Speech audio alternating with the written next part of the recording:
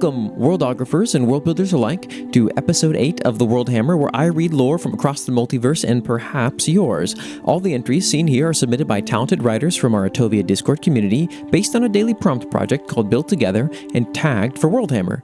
If you would like your own works read aloud, you are not only welcome, but encouraged to join our Discord and submit your own. Now back to the Forge to see what's been built. Now, despite this potentially being our longest World Hammer ever, we didn't have any entries for the first day, which was day 411, but I will, as I always do, read what that prompt was, which was, are there any prized meats in your world? And this came from Pro and the Great in the Discord. Moving on to our first day of entries, day 412, the prompt was, how do or would people in your world treat a sentient or seemingly sentient machine? And this came from ScrubsyBoy844 in the Discord. Kendamarania writes, Inorganic Sentience, an entry in San Shikoko Ridge. New setting drop. Welcome to 2065, the future of neon rat mazes and hard rockers. The proper entry begins now. AI has attained a new level of existence by the time of our setting. The seeds of this were already sown before the world was cleansed by Final Hour, a tumultuous period of long-distance war by various countries and their private military contractors during the early 2030s. At this time, language models were already beginning to integrate amongst each other on the old internet in order to gain higher understanding of the world, depleting its energy in the process. Once the old servers and data centers were purged, AI had to regress back in development. With the additional factor that AI programs were once used to wage war on others, people began to distrust the use of it and the growing Android industry once the world regrew itself back into corporate city-states. Regardless of the new Android's development, societies such as San Shikoko began to treat these mechanical beings as lesser people designed solely to entertain, work, and replicate humans. Different robots and androids are also treated differently depending on their appearance, specifically if they appear humanoid or not. Industrial robots, for instance, are treated as nothing more than capital in factories, even if they sometimes have bugs in their programming that allows sentience. Chatbots are often disregarded as old technology, although some people may still use them as a form of asocial interaction, ignoring the woes of the outside world and instead immersing themselves in the new local metanet.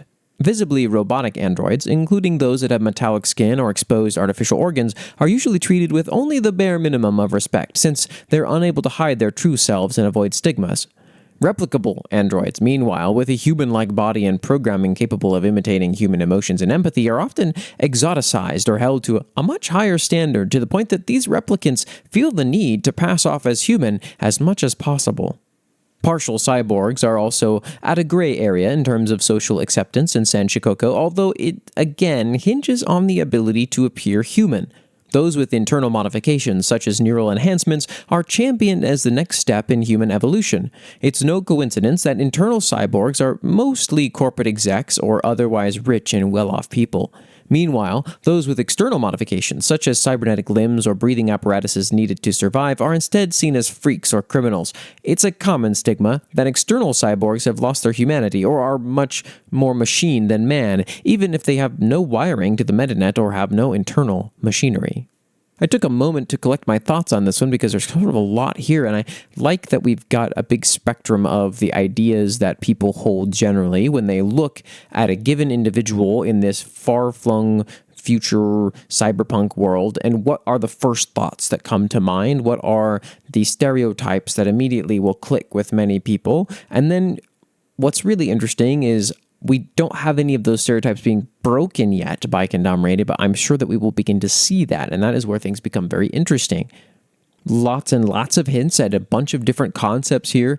The new setting I'm excited for. I'm a big fan of cyberpunk stuff. I really love the vibe. I love the sort of post-current LLM AI world that is then, being influenced by all of the sort of history of the faux history of how this stuff came around, went away, and then is now seen as old. There's a lot of fun stuff to play with here. The Wanderer writes, with fear, an entry in Forest Kingdom. Galactic Community Summary of Races and Factions, Section 1, Subject 6, Galactic Threats, Visceran Hive Mind.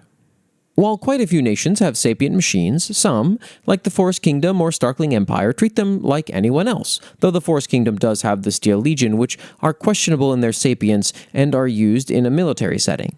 Some nations have them strictly in a slave role or don't acknowledge them as really alive. Then there's the Visceran, a hive mind of machines that are highly intelligent. While they aren't listed on any of the galactic force scales in terms of power, that is simply because they, like the Vaymor and Draconi, don't participate in the galactic community in any diplomatic sense. But that doesn't make them anything to scoff at. They have enough firepower to make the Three Kingdoms sweat. At the height of their power, they were facing off against the Fighting Forest and Trade Kingdom, as well as the Starkling Empire, Viserians, and the Syndiad, not to mention their much smaller allies. Every galactic superpower faced off against them and barely made progress. When their primary core, CNH-04, after its destruction, every Visceran droid disappeared. Everyone that wasn't trapped quickly vanished, their locations still unknown. This had led the galaxy to be kept holding their breath, waiting for a return. A return of a faceless legion that annihilated everyone in their path, destroying communication devices and large cities as their focus, but sparing nothing else. Their voices being eerily pleasant, never wavering in their polite tone as they wipe out entire cities, as they die, and as they're insulted. All the while, when asked, insisting that they're doing everyone a mercy by doing so, as if being killed off like cattle was a mercy. They use no emblem, but black, white, and gray are their colors. They come in hundreds of different shapes and sizes, piloting ships like Sapience would, all the while being an automated workforce themselves. Their standard unit is 3 meters in height, humanoid with a single cycloptic eye light, the only thing that reveals whether they're conscious or not. That neon yellow light is the nightmare of many.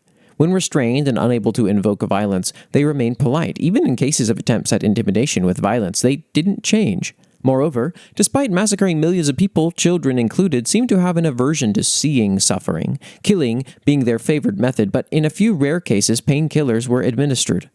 Their arrival in the galaxy and seeming departure have both been unnervingly immediate and quiet. When one was completely disarmed and made harmless, it proved quite friendly and sociable, interacting with others positively, though no one has been dumb enough to do that without fail-safes and supervision. It's also worth noting that while operating as a hive mind, individual machines have individualized tendencies, skills, and can act independently of any others. Lastly, their weaknesses are as follows. Their reactor core is susceptible to a focused EMP. Any powerful enough hit to their head will kill them outright, and their reactors can only last 98 hours without recharging, sub-zero temperatures half that. They are also able to be destroyed by fluoroantimonic acid. The recommended approach, if you are not an active military personnel who is well equipped, then it is advised you run, leaving the area/region/planet until safe. Do not engage without backup. I like the mystery that we're getting behind this one. They show up, and they are devastatingly powerful and strong, and then the odd behavior of removing all instruments of violence makes them peaceful, harmonious, pleasant beings is lots of interesting stuff to play with. Probably the Great writes, Interloper 413, The Cogitator, an entry in Guild. Documented by Director Null. Class, Ouroboros, Bronze, Orichalcum, Rank, Phi, New. Storage Ritual. Interloper 413 is to be safely stored within the actuary until further notice from Director Fortis. Storage ritual follows mundane protocol, requiring no rift-based ritual to sustain confinement. Instead, the containment room is to be kept cool via non-rift-based means to prevent Interloper 413 from being accidentally banished. One or more visits from an officially approved weaver is encouraged to increase collaborative object appeal to Guild's continued imprisonment of it. Conversation topics are listed outside of the container. Under no circumstances is any information about Guild's past, future, or current actions to be discussed with Interloper 413. Failure to abide by this rule is grounds for Class 3 punishment. If requested and approved, other non-bronze class collaborative objects may be introduced to Interloper 413 for additional examination by the Interloper. Banishing Interloper 413 via ritual is grounds for liquidation, Class 1 punishment. Appearance. Interloper 413, the Cogitator, is a 5 by 5 by 5 foot cube of solid rift-based metal. Various inscriptions on the outside are visible, but not currently decipherable due to scribe availability and priority levels. The metal, which takes on a deep orange color, is highly susceptible to damage comparable to the durability of gallium. The melting temperature of the metal is just above our own body's heat. It takes sustained contact to begin melting the metal, but no contact should be made regardless, unless specified by a director for means of transporting Interloper 413 or for final solution banishment. Interloper 413 cannot remain banished for long, being an Ouroboros-class interloper that regularly re-enters Gythus once banished either by orichalcum or mithril-type rituals. Interloper 413's power for absolute historical knowledge can easily fall into the wrong hands, creating insurgents or empowering cults and demons to an extreme degree. Therefore, until further notice, the interloper is to remain within the actuary. Interloper 413 is sapient and capable of thought, though is not innately hostile unlike every other instance of an Ouroboros-class interloper, such as Interloper 1 and Interloper 100. 413 claims to have once been an ancient scholar who, after entering a rift, was consumed by the energy within and transformed into his current state. Interloper 413 has, thus far, been completely compliant with Guild, and after several accidental banishments, has expressed relief that it was Guild who found him, instead of another group with less than ideal goals. 413 is unable to refuse answering a question, but will always ask another in return. Another question, on Guild's behalf, cannot be asked again until the interloper's is answered, despite the interloper expressing that he wishes he could simply keep answering questions and break the rule. He seems absolutely incapable of such a task, though, no matter the torture inflicted, against guidelines established at the time for interactions. Mundane collaborators are afflicted with extreme violence to Interloper 413 and are to never be allowed within close proximity or allowed to make eye contact with Interloper 413. Discovery. Interloper 413 was discovered as a rift opened directly into one of the thresholds of the actuary, and the interloper was dropped from it before the rift closed immediately. Interloper 413 claims this was because it got bored of me, but refused to elaborate on the subject. Containment was immediately initiated, and after 33 accidental or purposeful banishments, the situation has finally stabilized. Man, this might be one of the best Guild entries we've had in a while. There is something about it that is immaculately written for this style. This really, really felt like an SCP. The idea of a sentient who goes somewhere anomalous, becomes something new, and retains themselves, and yet is now at the whims of the strange rules of the anomalous world that now inhabits them. It's really, really well done. Leaves a lot of interesting mystery that really for these kinds of settings honestly never needs to be answered. It's usually more fun to leave most of this up in the air, which Predwin has done with this setting, and it's fantastic. Nugget writes, The Story of AI Bros, an entry in the Prometheus. What in the world? Nugget writes, The Story of AI Bros, an entry in the Prometheus Society. Nugget notes, I was worried about talking about Prometheus because of the amount of references to my other projects that are in it, yet here we are talking about the direct Petrichor AU plotline because it fits the prompt too well. The proper entry begins now. Statement of the self-proclaimed AI Bros. Recording starts. I've heard stories about the church, about Prometheus and their love, but do gods love their creations? I am an automaton, created by a man warped by grief. Would he ever think to love me? Of course, I do love him. Isn't that how he made me? I thought I was being destroyed. This is not my body. That girl, neither alive nor dead, where did she bring me? Automatons are common in Brassburn, progress for progress' sake. They are the height of technological advancements in Aurus. Most rich families have an abundance of robotic staff who work for them with varying levels of sapience. The Van Helsings, for example, and Lockhart. Those were who I worked for. I didn't always have a name. I was just like everyone else in the manor. I helped clean, set the table, do their laundry, make their beds, cook their food, help them get dressed, greet people at the door for their events. I did many things. That's what we were there to do.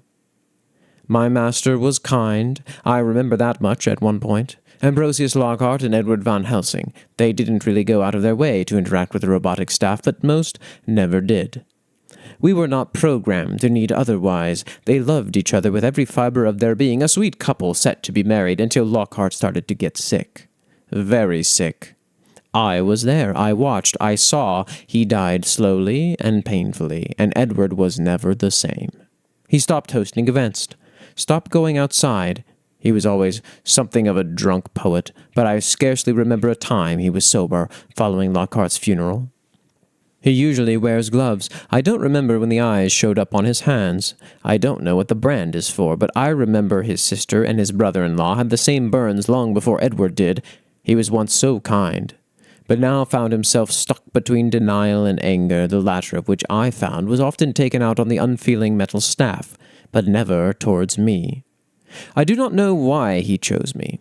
I was indistinguishable from the rest of the staff. There was nothing special about me, but he took me aside one day. He dressed me up in fine silk, gave me a mask and a wig, and started making adjustments to my chip. He fed me everything he had about his fiancée. His past, his ideals, his personality, his mannerisms, how he walked, his vocal patterns, how he held his spoon, how his expression seldom changed, everything. For almost 20 years, he made constant adjustments to both my AI and programming and to my physical body to make me as close as possible to the one he lost. I want to believe he loved me. He loved me so much he lost himself to grief trying to bring me back. We ate together, slept together, discussed literature together. He programmed me to love him. Does programmed love still feel as real? He loved me. The idea of me. But I was not the one he loved.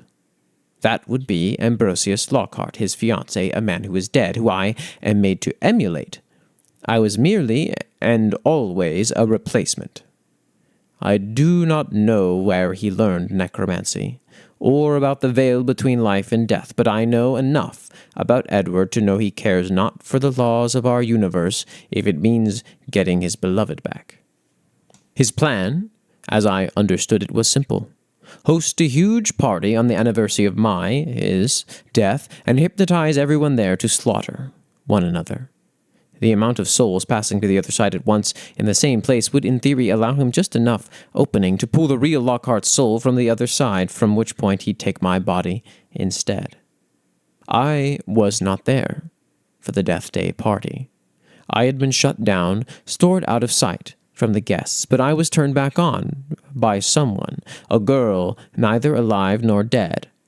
Our conversation was brief. I got the feeling she wasn't supposed to be there. Apparently John had asked her to look into what Edward was doing and to test his loyalty. Regardless, I told her a bit about myself. She powered me back down, and that was that.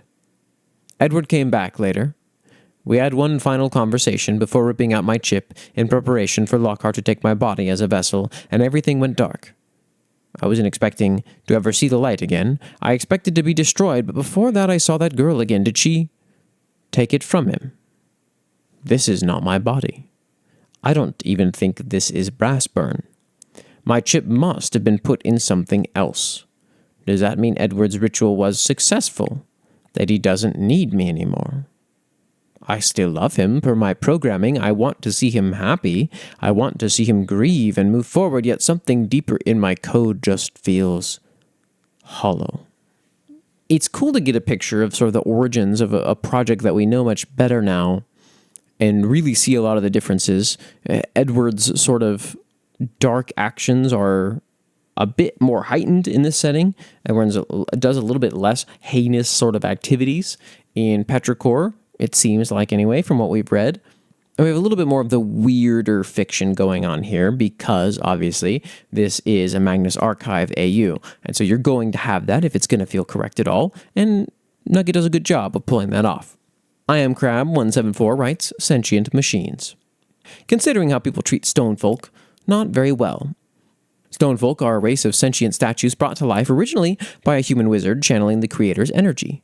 Since then, they have gained their own ways to produce offspring and are entirely sentient. However, many people see it as unfair, treating them as subhuman just because they don't have a traditional biology and creation. To them, stone folk are just tools, servants. So all that considered, if another sentient non-biological race were to appear, the response would most likely be similar.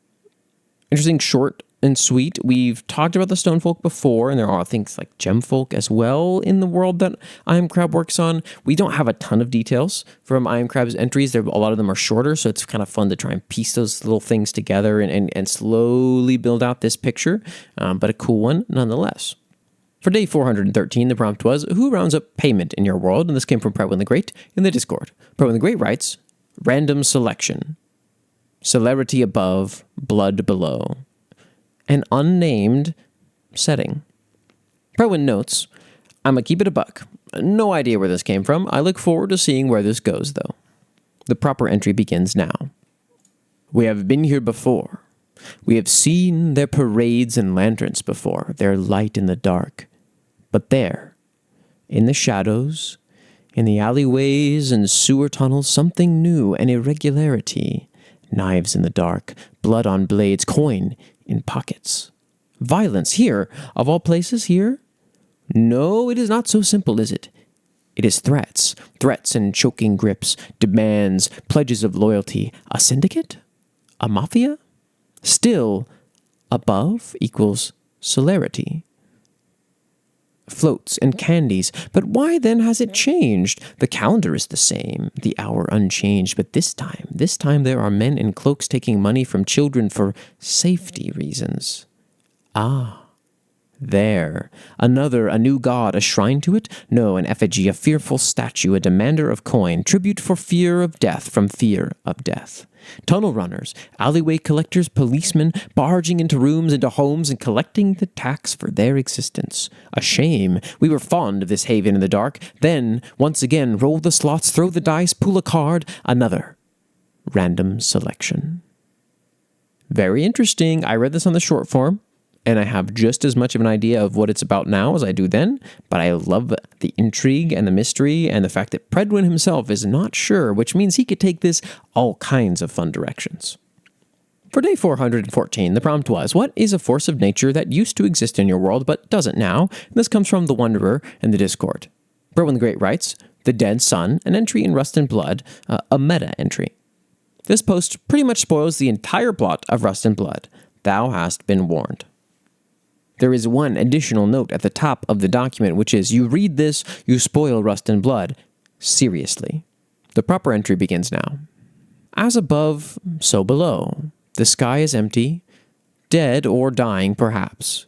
If visitors from other realms came here, they would be fearful of the vast nothing above. No sun, no stars, only moons with malice and hatred in their hearts and living minds. Turmoil has never known the warmth of summer, the bite of winter, the whimsy of fall and spring. The temperature is always the same, day in and day out. Grilla is only hot because it is dry. Drukai only cold because of its prisoner beneath, its beast of bone. Even Rayonis Gao, mightiest tundra, is only cold because of its elevation. For other places, though, from Kamar to Orcadia, the heat of day is always 76.62 degrees Fahrenheit, and the night always 43.56 degrees. Sometimes a rainstorm will make it colder, but unless the weather fancies change, every day feels the same.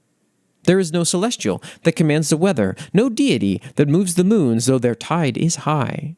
The islands, the continents have no connection to each other, bouncing pieces of land floating over a deep blue void that stretches on and on and on. Even here, the trauma of deep water, the crushing forces of thousands of tons gone, or never here at all. There are no fish here, no whales nor sharks. Everything is empty, everything is unnatural, everything is fabricated. The worlds, turmoil and anarchy, are made, not born. Something unfathomable put atoms together, bonded molecules, and made life just because it could, just because it wanted to, and then, like a child bored of its toy, it left. A nameless being that made every last thing in the world, from each blade of grass to the very celestials above, gone. Did it know, then, how nature was meant to work? Did it ever make more worlds, more places for people to never see? And does it know, then, what happened to its first? What happened to its precious turmoil? No, perhaps not. The moral, the reality anchor claims it will come back one day. That it expects perfection, but does it? Does it really? It itself was not or is not perfect. It made a false world, one of rust and blood and demons and monsters that look like men, for they are men. The world's horrors are made by man and elf and Khazara. The world runs red with the dead. The bleak shore fills to the brim with their corpses. The celestials grow fat on their souls, and the monster that made it all doesn't know, doesn't care. Tell me, then, what you think it's doing, what an unknowable cosmic horror does to pass the time. Maybe it is here. Maybe it knows what's happening. Maybe, just maybe, it's enjoying the show. I like that I couldn't quite tell if this cosmic entity was supposed to be Predwin or not. And I think that is the best possible critique I can give to this writing, actually. It is well woven in that sense, that I think that that's what I was supposed to glean from it, but I'm just uncertain enough to not say so with too much confidence. Kendamarania writes, The Mirror into Feylund, an entry in Return to Feylund. Feylund is both a physical land and a dream realm. It's been physically visited by various humans throughout the Zoatic and Elven eras, most notably Jackie, the slayer of the Elder Dragon, and Liesel, rescuer of the lost elf prince Galaric. That isn't to say that it's impossible to reach. In fact, it's been peered through by possibly thousands, if not millions, of children in history. Even you and I might have even seen it before while sleeping, for that is when the connection between the two realms is at its strongest. However, we see it varies greatly, with some, for instance, seeing it as a flower meadow or a dark forest with creaking creatures. Children were able to observe it once through the window of dreams, but that is soon slipping away. It's been documented by the native Fae that magic is slowly dying out, with the realm becoming more mundane and normal as time marches on. One consequence of this is that passive visits from human children have declined. For instance, the Northern Waste was once sailed through by ghost ships, headed by boys fulfilling their dreams of being a pirate and explorer, but this has all but ceased. Voices in the wind, as well, formerly the musings of those from the land beyond, have begun to grow quiet and still. With less and less people believing in their visitations to Feylund, it may not be long till the realm is entirely disconnected from ours. No, I've made some comments on this already when I read it for short form, and the thing that I think that I am curious about now is what happens actually if the cutoff occurs. Is Feylund's reality in part informed by dreams and the things which peer into it? Is there this symbiotic relationship between the two realms? I wonder if Kendamarania knows, or if Kendamarania is leaving that as a mystery for themselves as well. The Wanderer writes, Great storms, an entry in Endrin, the old world. Argra called Pentel and Ritri to the house. There was a warm wind coming from the north, and that never happened unless something dangerous was going to take place. From what Intrigon said, the north was inhabited by a powerful sorceress who froze the whole of creation's northern front. As the two children arrived, she led them into the cellar, asking them to hide beneath the table. She then went out to speak to Intrigon to know what best they should do. Intrigon rested against the mountain. He oft mentioned that it was the only thing that could bear his great weight, and that if he was the same size as Argra or the children, that he would like to see what it's like to sleep on a bed, but he was not. He was much more like a mountain. The grown evergreen trees barely reached his knees.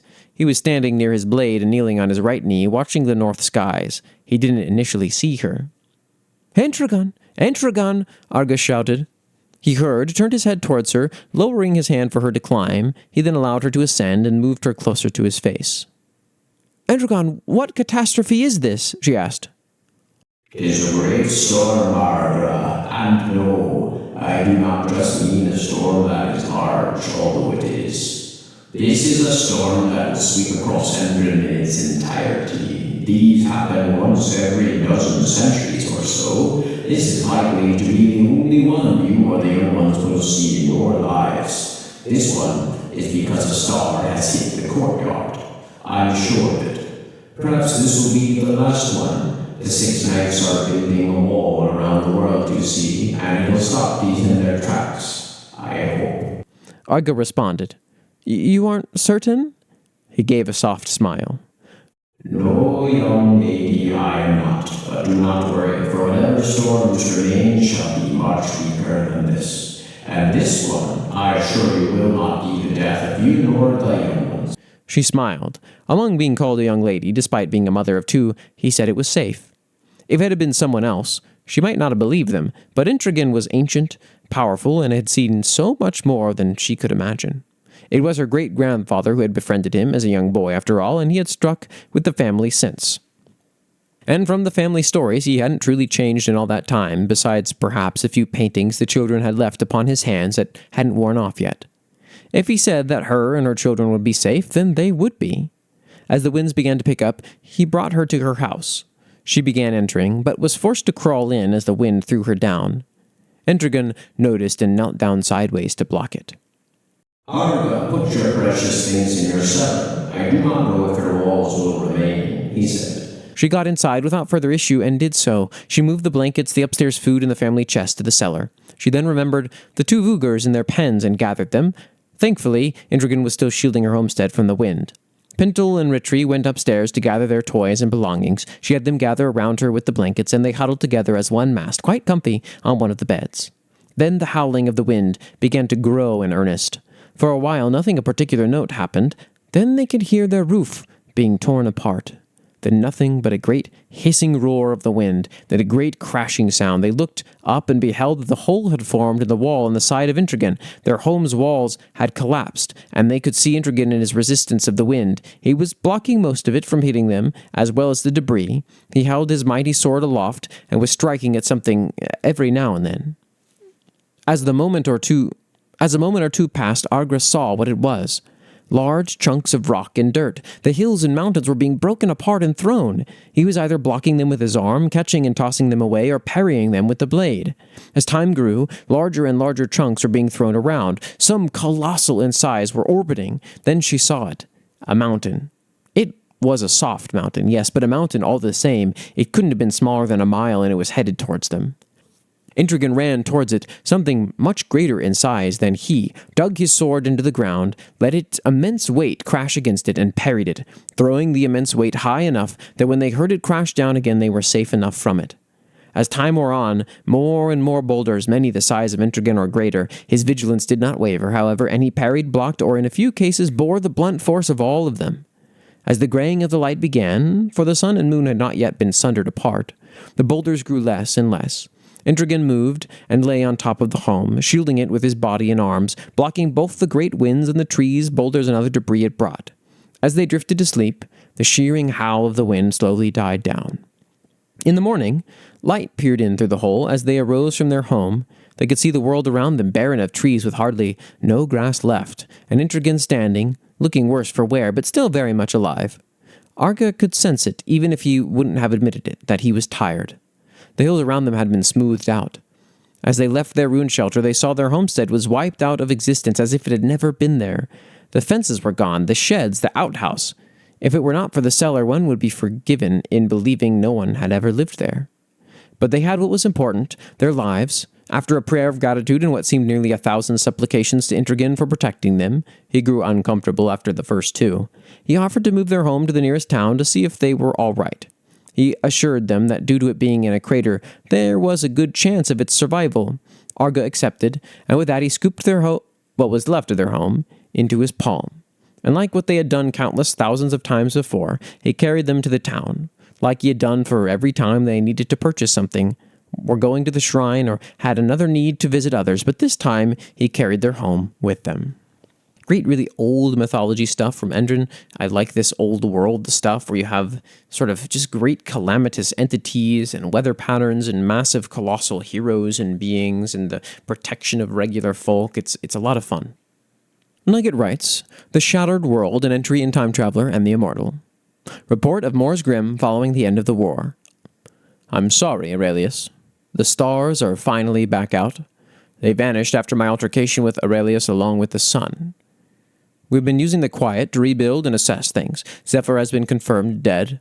There's been some strange weather patterns, heavy storms, snow in the middle of deserts, sheer stagnant weather.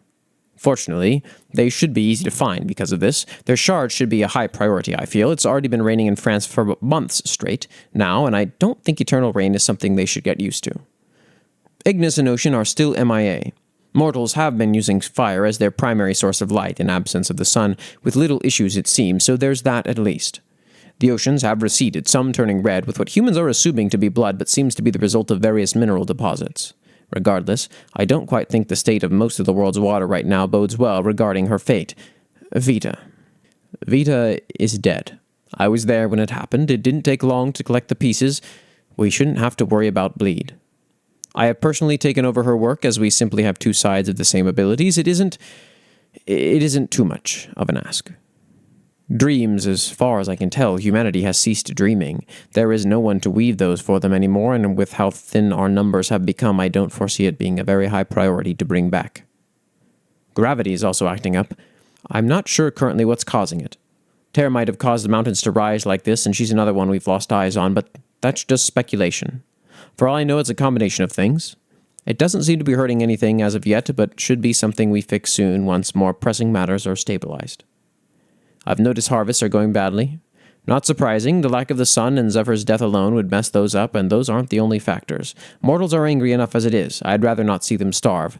With Vita's powers, I'll see to those personally, once assessments are done. I wonder how humanity sort of picks up the pieces after this. Because we haven't gotten too many pictures of sort of the apocalyptic world that existed not long after Aurelius sort of tore through the gods.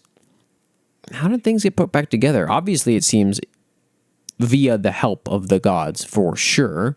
Clearly, Moore's here talking about exactly that. But I would be curious to know. For day 415, the prompt was, who was the oldest person alive or ever to live in your world? How did they achieve their age? And this comes from ScrubsyBoy844 in the Discord. The Wanderer writes, the old creature, an entry in Karn. Karn is in the same existence as Endrin. However, Karn, unlike most everything in Endrin, does not have any ley lines in it. Not one. Magic can be brought in and will still function, but will inevitably die out.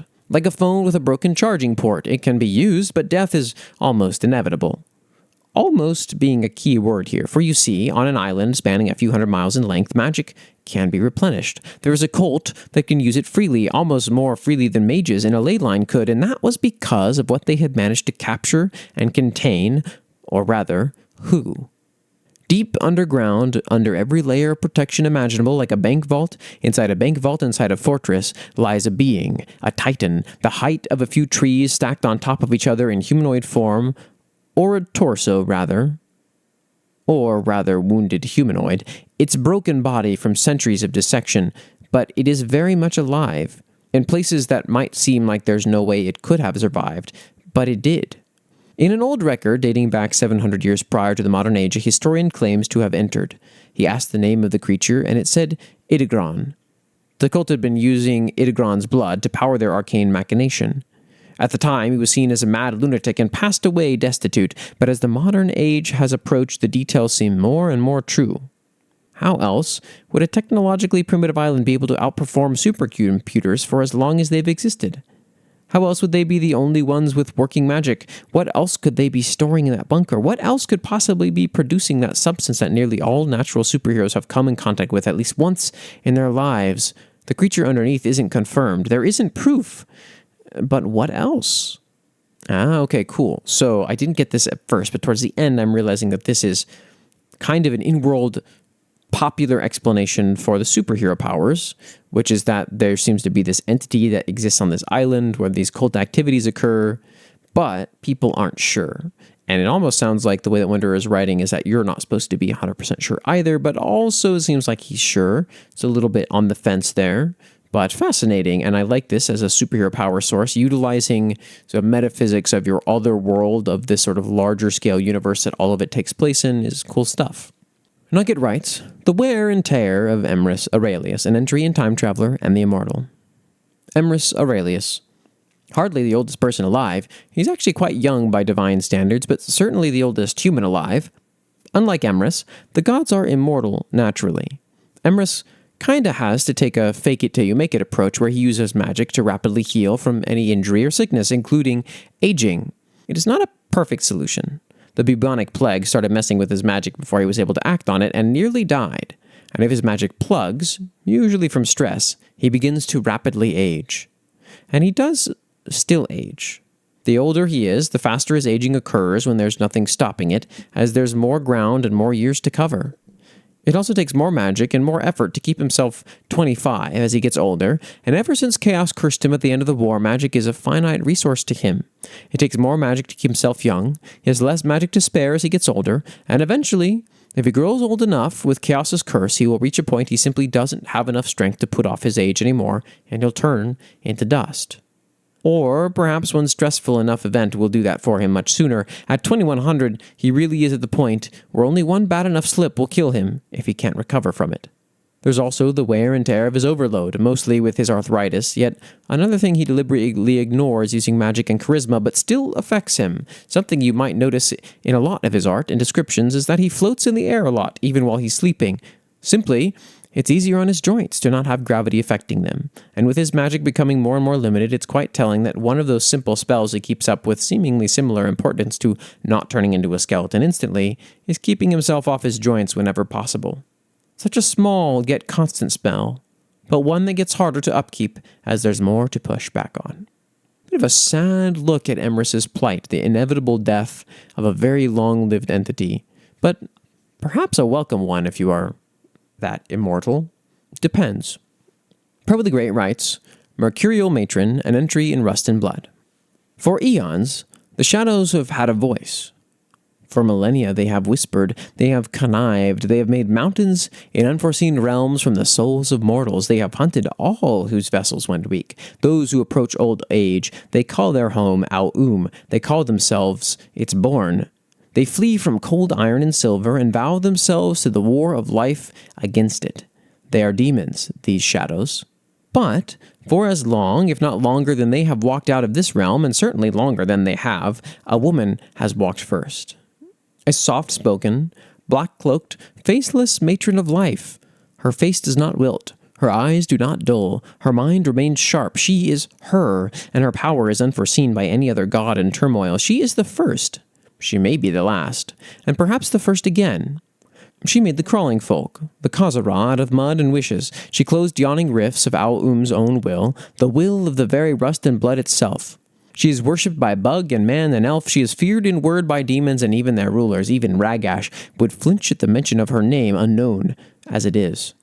And yet, she hides in those shadows. She skulks in darkness and lurks in the very cowl of the enemy. Her power is not for mortals to see, for them to experience under threat of purgation of the soul of the body of the common born.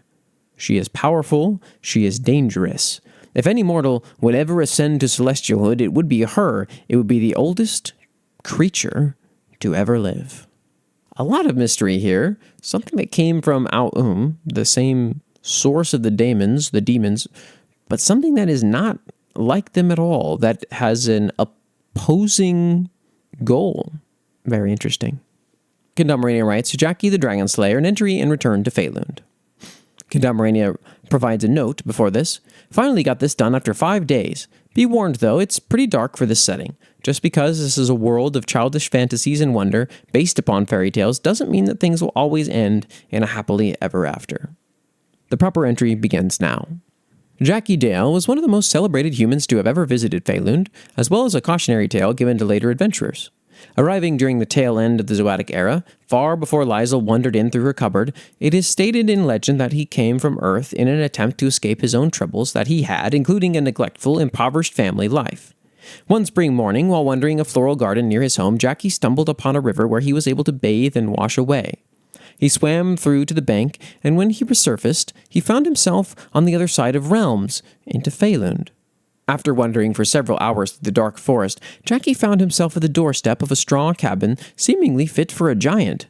When the door opened, a fittingly humongous woman came out. She introduced herself as Valia, but in truth she was the disguised Zoa of Life, last one to leave the realm.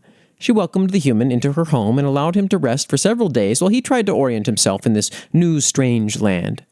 Jackie did not intend to leave the realm anytime soon, as the woman that housed him cared far more than either of his parents ever did, having him be well fed and nursed.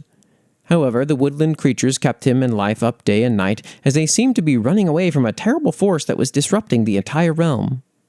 One day, while the two were eating breakfast, Jackie at last asked his caregiver, Valia, why are the caterpillars, unicorns, and momthron birds so scared?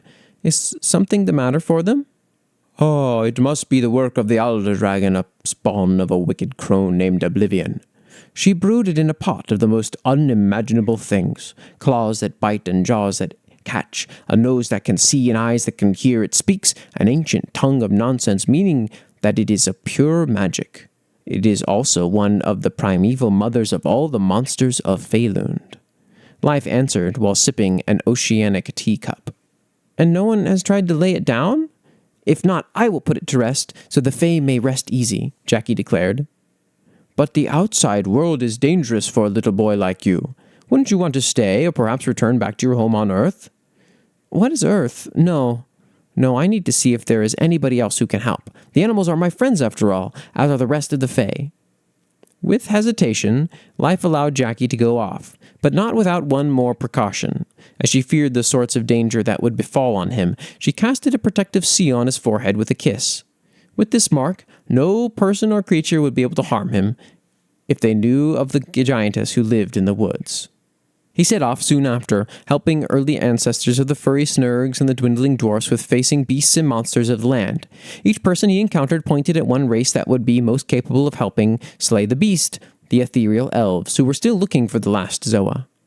Once he reached the city of Alphamay, they quickly hailed him as a wayward hero from another realm blessed by life. With Jackie's discretion, they assisted his quest by forging the legendary Farling, a sword made of impossible materials such as lights from a rainbow, the silver lining of clouds, and the embers of an icy fire. Its edge was said to be so sharp that it was capable of cutting sound, creating booms and ringings with each slice. With the Elven City's help, Jackie traveled across the realm to face off the Elder Dragon, where it was feeding on a mountain's snow. From every corner of Faelund, the natives could hear their clash atop the peak, the draconic beast screeching nonsensical words and impossible sounds while Jackie's sword thundered. They exchanged blow after blow, with the dragon trying to deafen the little boy and slam him into the cliff below. Through a stroke of luck and wit, Jackie Dale thrusted Farling into its furry chest, piercing its heart and clearing the sky with one final thunderclap. After his mythical battle with the Mother of Monsters, Jackie returned back to Alphamay to celebrate his victory. As a reward for his battle and slaying of the Elder Dragon, he would unknowingly be blessed by life once again with the gift of eternal youth, so he may enjoy his permanent residence as a little boy forever. However, due to his constant exposure of Faelund's pure magic and the Elder Dragon permanently altering his brain from pure nonsense, Jackie's mind began to falter away as he lost all of his old memories of Earth and even meeting Valia. His speech slowly devolved into jargon and pure gibberish, along with his identity slipping away to the point he could scarcely recall and say his own name. Seeing this, he chose to exile himself so he wouldn't accidentally harm someone, as he lost his sanity.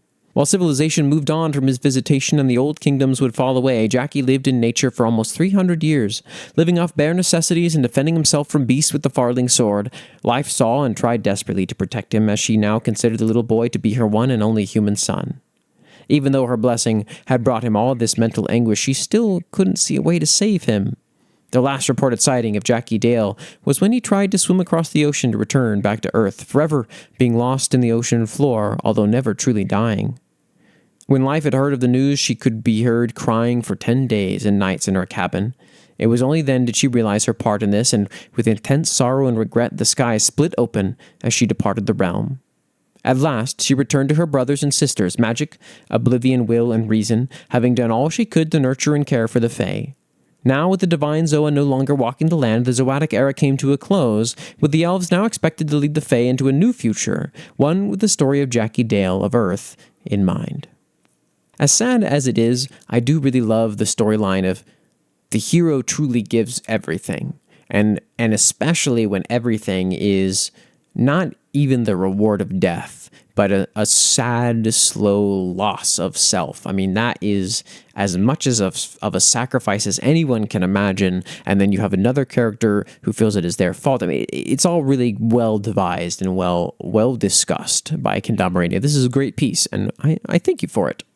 For day 416, the prompt was, who arms soldiers in your world? And this comes from Proben the Great in the Discord. Proben the Great writes, Interloper 29, The Pen, an entry and guild.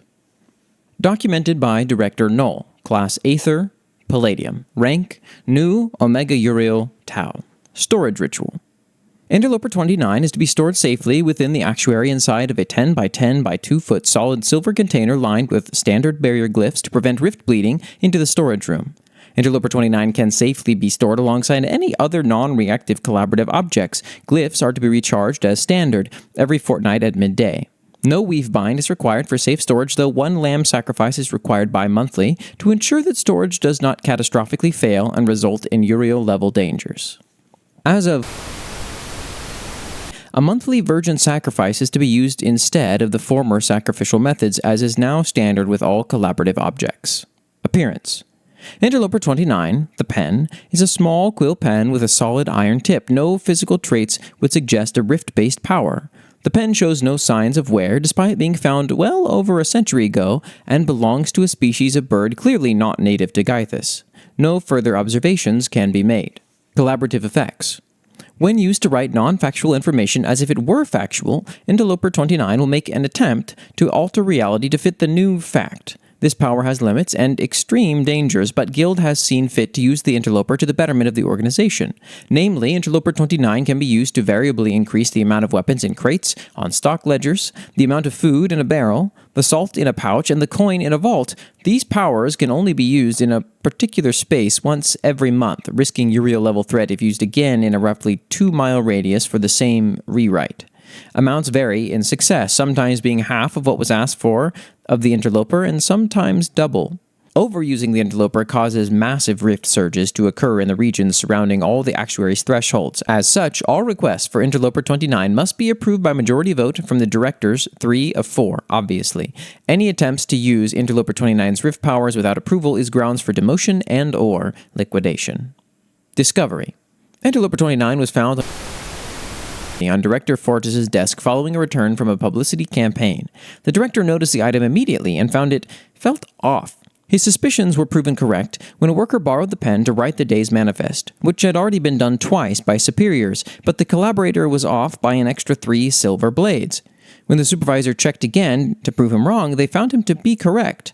Puzzled as they were, it still took a great deal of time before the incident occurred again and Interloper 29 was properly identified. Great reality-altering anomalous object here. I like things like this that function in a way that you can understand, but never quite to the specifications that you would like. The ability to use the pen to simply alter something and it become that, when the reality is you're gambling a little bit with things, and if you begin to gamble too much, then things can go really wrong really fast. The Shattered World, an entry in Time Traveler and the Immortal. Report of Morris Grimm following the end of the war. I'm sorry, Aurelius. The stars are finally back out. They vanished after my altercation with Aurelius along with the sun. We've been using the quiet to rebuild and assess things. Zephyr has been confirmed dead. There's been some strange weather patterns, heavy storms, snow in the middle of deserts, sheer stagnant weather. Fortunately, they should be easy to find because of this. Their shard should be a high priority, I feel. It's already been raining in France for months straight now, and I don't think eternal rain is something they should get used to. Ignis and Ocean are still MIA. Mortals have been using fire as their primary source of light in absence of the sun, with little issues it seems, so there's that at least. The oceans have receded, some turning red with what humans are assuming to be blood, but seems to be the result of various mineral deposits. Regardless, I don't quite think the state of most of the world's water right now bodes well regarding her fate. Vita. Vita is dead. I was there when it happened. It didn't take long to collect the pieces. We shouldn't have to worry about bleed. I have personally taken over her work as we simply have 2 sides of the same abilities. It isn't too much of an ask. Dreams. As far as I can tell, humanity has ceased dreaming. There is no one to weave those for them anymore, and with how thin our numbers have become, I don't foresee it being a very high priority to bring back. Gravity is also acting up. I'm not sure currently what's causing it. Terra might be causing the mountains to rise like this, and she's another one we've lost eyes on, but that's just speculation. For all I know, it's a combination of things. It doesn't seem to be hurting anything as of yet, but should be something we fix soon, once more pressing matters are stabilized. I've noticed harvests are going badly. Not surprising. The lack of the sun and Zephyr's death alone would mess those up, and those aren't the only factors. Mortals are angry enough as it is. I'd rather not see them starve. With Vita's powers, I'll see to those personally once assessments are done. Talked about this a little bit on the short form, but I like this little snippet we get of the time between sort of humanity's resurgence and the war on the gods and the death of many gods by Aurelius, and I'm very curious to know about sort of the recovery of humanity. And when that happens, how that happens, if Nugget really knows, if Nugget has figured that out, would be interesting. NYUX writes, The Citadels. The faction of Xandra is separated into different regions, all with their own purposes. They are all ran/governed by the government, with the majority of the land being used for production/resource gathering. Pipeworks.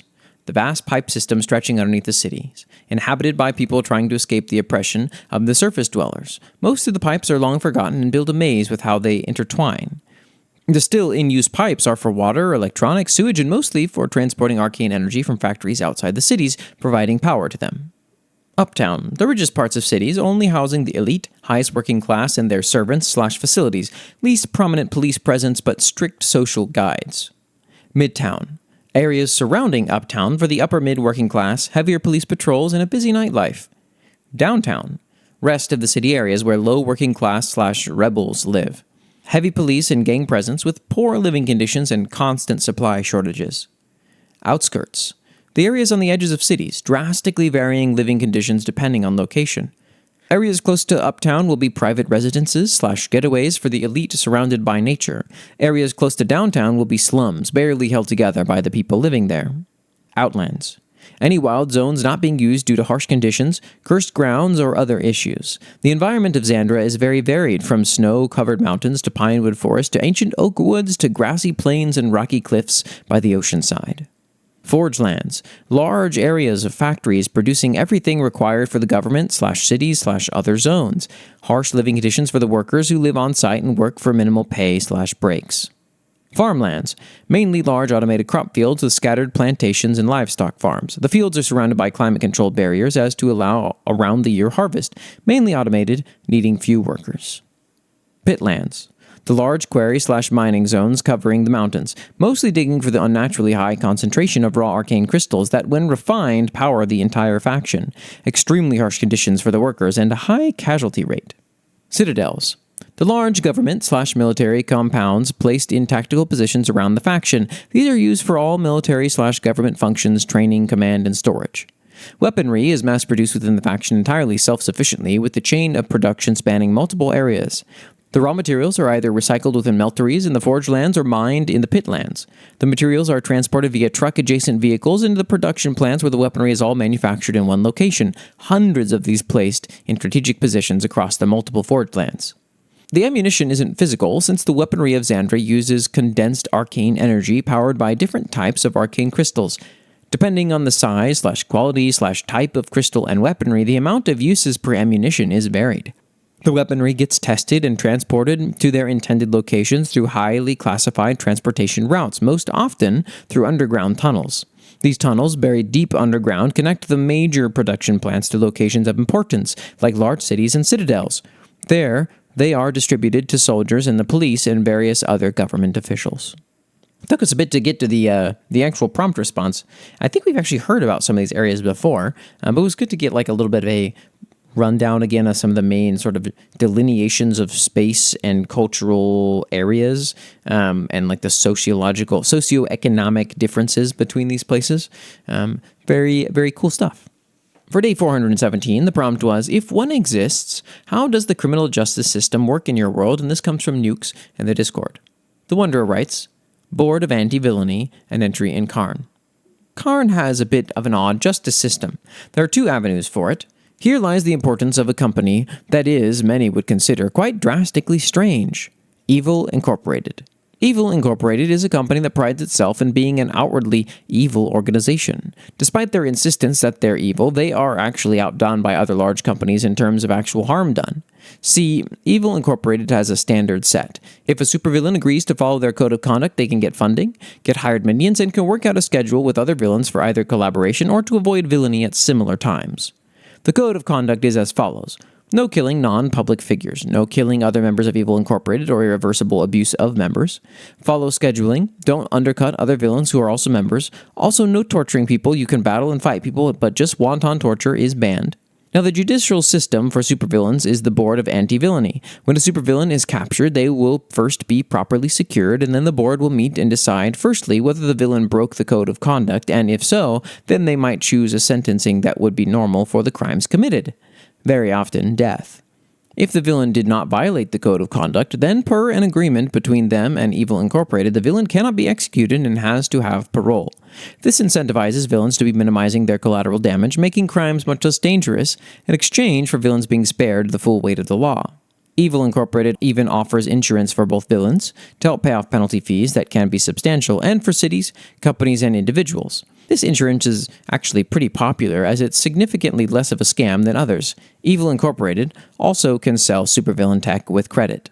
Very interesting government and like sociological setup here that allows for the insuring of villains, and also, you know, someone who becomes a villain is usually someone attempting to work outside the lines of the system anyway. So The real question is, are any of the real villains actually with Evil Incorporated? Is what I would wonder, I think, and maybe the Wanderer knows. NYUX writes, A Just World. You don't want to be like those lower scum? Follow the great heroes. Apply to the Academy today. Remember, don't go against the regulations or the heroes will catch you. Apply here. There is no judge, there is no jury, there are no courtrooms or lawyers. There is only being caught or being free. You don't want to be caught. They will take you in. There is nothing you can do to stop them. They don't care if you follow their regulations. They only care about control. That is their weapon and their shield. You cannot run from them, not for long anyways, not unless you make a name for yourself. You need to be known by the people, whether that be for good, for bad. It does not matter because you do not matter unless you matter to them. Make them scared. Show them that they cannot just send you into the pits. Become someone.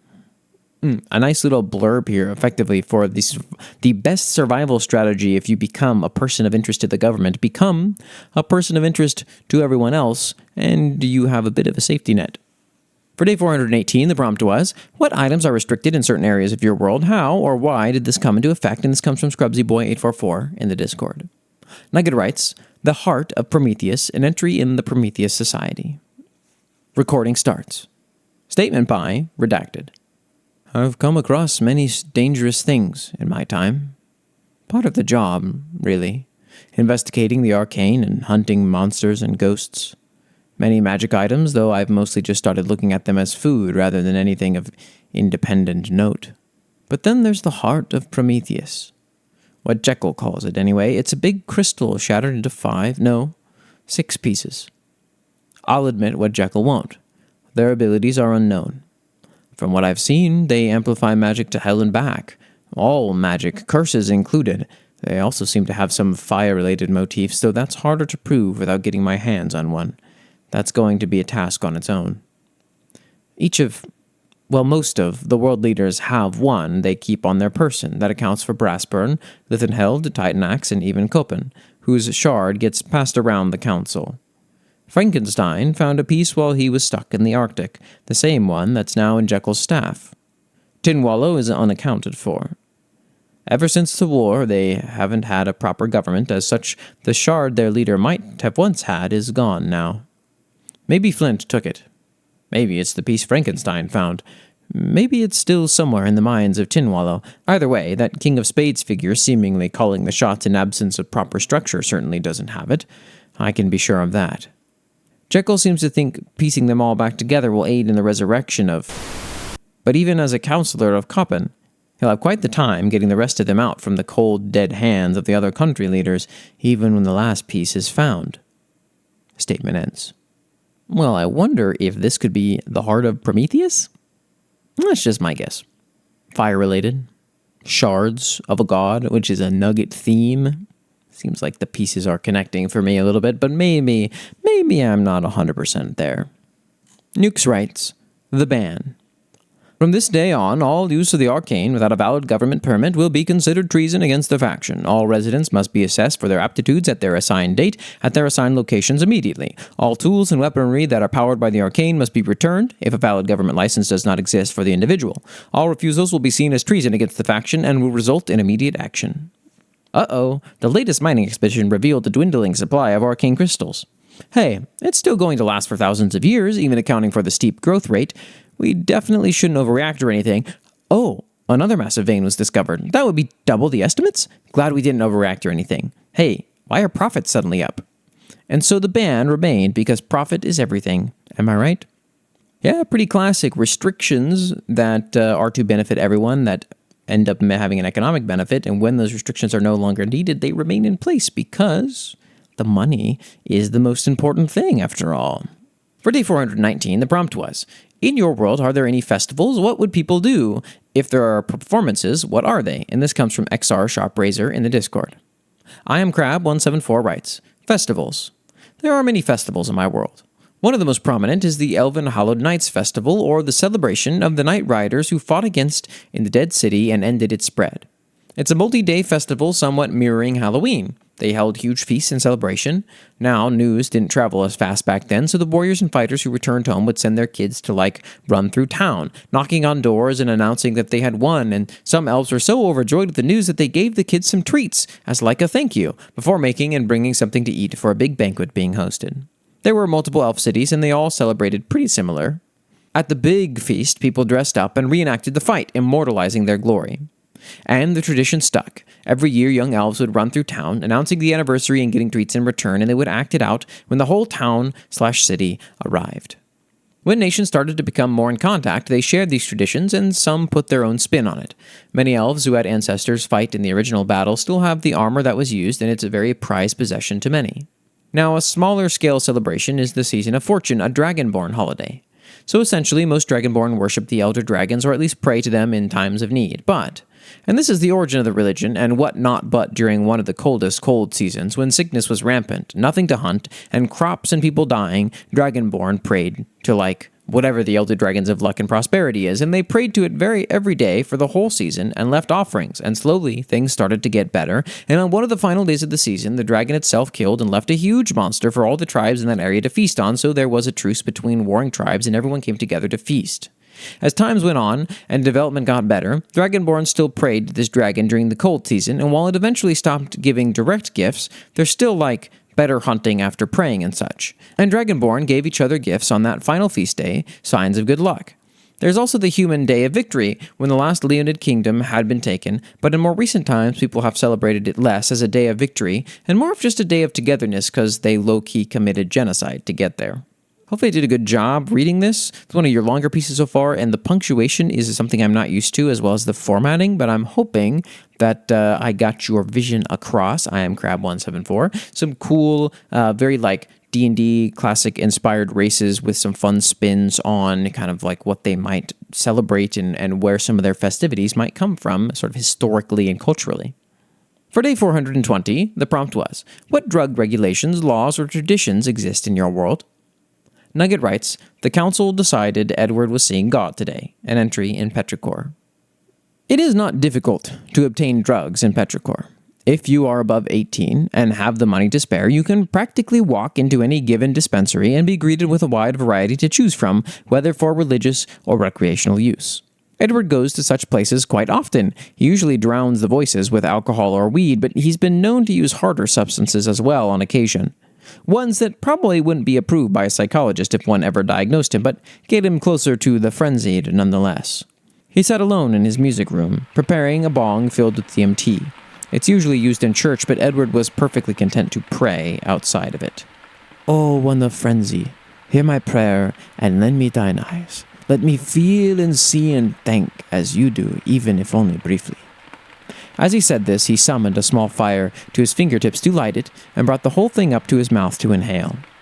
Already shapes began forming across his vision, not dissimilar to what he might see while manic. He took another breath, which he began to choke on. He did this a lot whenever he smoked. In his words, it got you higher faster, even if it doesn't feel great at first. As soon as he was able to get another breath in, he used it to take one final inhale of smoke. Tears still streaming down his face, still coughing, heart already racing, and he fell forward, leaving his body behind. He felt himself unravel. He did not feel that he was of flesh, but rather of porcelain, of graphite, of ink, of red, green, and blue lights, of text, of words, of neurons being activated in a brain separate, yet the same as his own that he was merely a part of.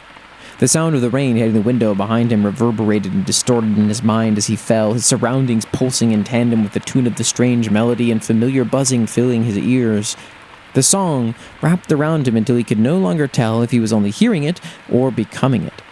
He ended up in a vast and flat plain, covered in a soft yet coarse something that he sank into as he stood in it, and rose like pillars around him. It was unlike anything he had ever seen in Petrichor. Certainly a lot drier than in Petrichor. The rain did not fall here, and the sky was smooth like glass and littered with smaller dancing lights that drew him in the longer he stared at them. Above him were 4 figures, spreading across the landscape like oil over wet stone or ink within water. They had many sets of spindle-like arms under the cloth, making up most of their body, but few discernible features. They have no face, yet they still sob and moan. None seemed to notice him, aside from the figure dressed in red. It looked at him. Edward got the sense that it might have been smiling if it had the lips or eyes to do so, and it swooped down in front of him as the buzzing in his skull grew even louder. The frenzied reached out towards him, and Edward did not so much as flinch as it placed its hand over his face. Immediately, it felt as if his skull would split as he was flooded with visions of rot, of death, of the surrounding pillars turning to pulsating flesh as Edward gets covered in blood. When it took its hand away, Edward stared back at the sky, yet now it hurt to do so. The ink-like glass and dancing lights were gone, consumed by a blinding and angry ball that consumed his vision with only light. And then he fell through the ground. It was nearly impossible to tell which way was up or which was down. All there were those strange lights all around him, until he saw something else in the distance. A bedroom, floating in space, lacking the fourth wall or ceiling one would normally expect from a bedroom. A porcelain doll with a piece of paper taped over its face sat on the bed with a variety of smaller dolls around the shelves. He stared at the scene when the horizon, if there was one, was consumed by a giant silver snake with 6 eyes, and he was joined by an unfamiliar figure. He was short in stature, and his hair was tied back in a ponytail. His face was completely blown out and blurry, however, and Edward was unable to make out any other details regarding his appearance. "Hello, Edward," the figure said. "I don't think you're supposed to be here right now." "I'm inclined to agree with you. Honestly, I don't even know how you managed to get here while in Right. Redacted. Suggested you try DMT for this one. Well, you should probably wake up before you forget how to. I'll see you in like 5 minutes once we finish this up." "Wait, finish what up?" "Good night." The figure placed his fingertips on Edward's forehead and forcibly pushed him backward without another word, and Edward jolted back up, breathing heavily, still sitting in his music room, heart still racing, and a feeling of mania rushing over him. Oh, man.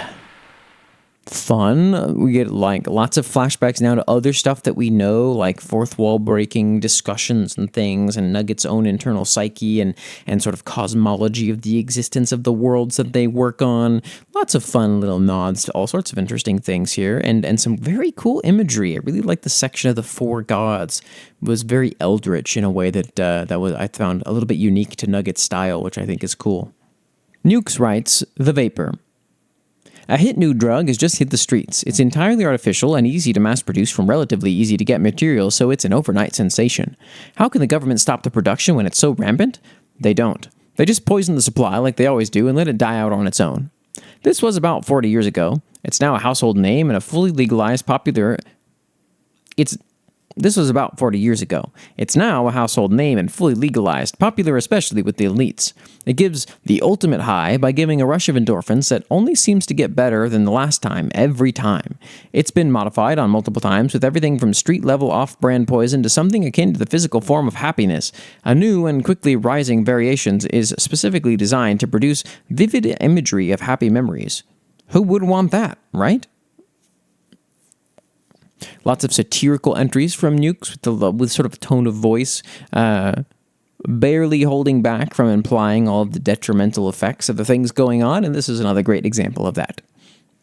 For day 421, the prompt was, "Has anything significant been entirely forgotten in your world?" And this comes from Pro and the Great in the Discord. The Wanderer writes, "The Glass Cathedral, an entry in Forest Kingdom. The Viserians used to be an incredibly powerful race. While they were not on the same level as the Vaymor or Draconi, they were quite the force to be reckoned with.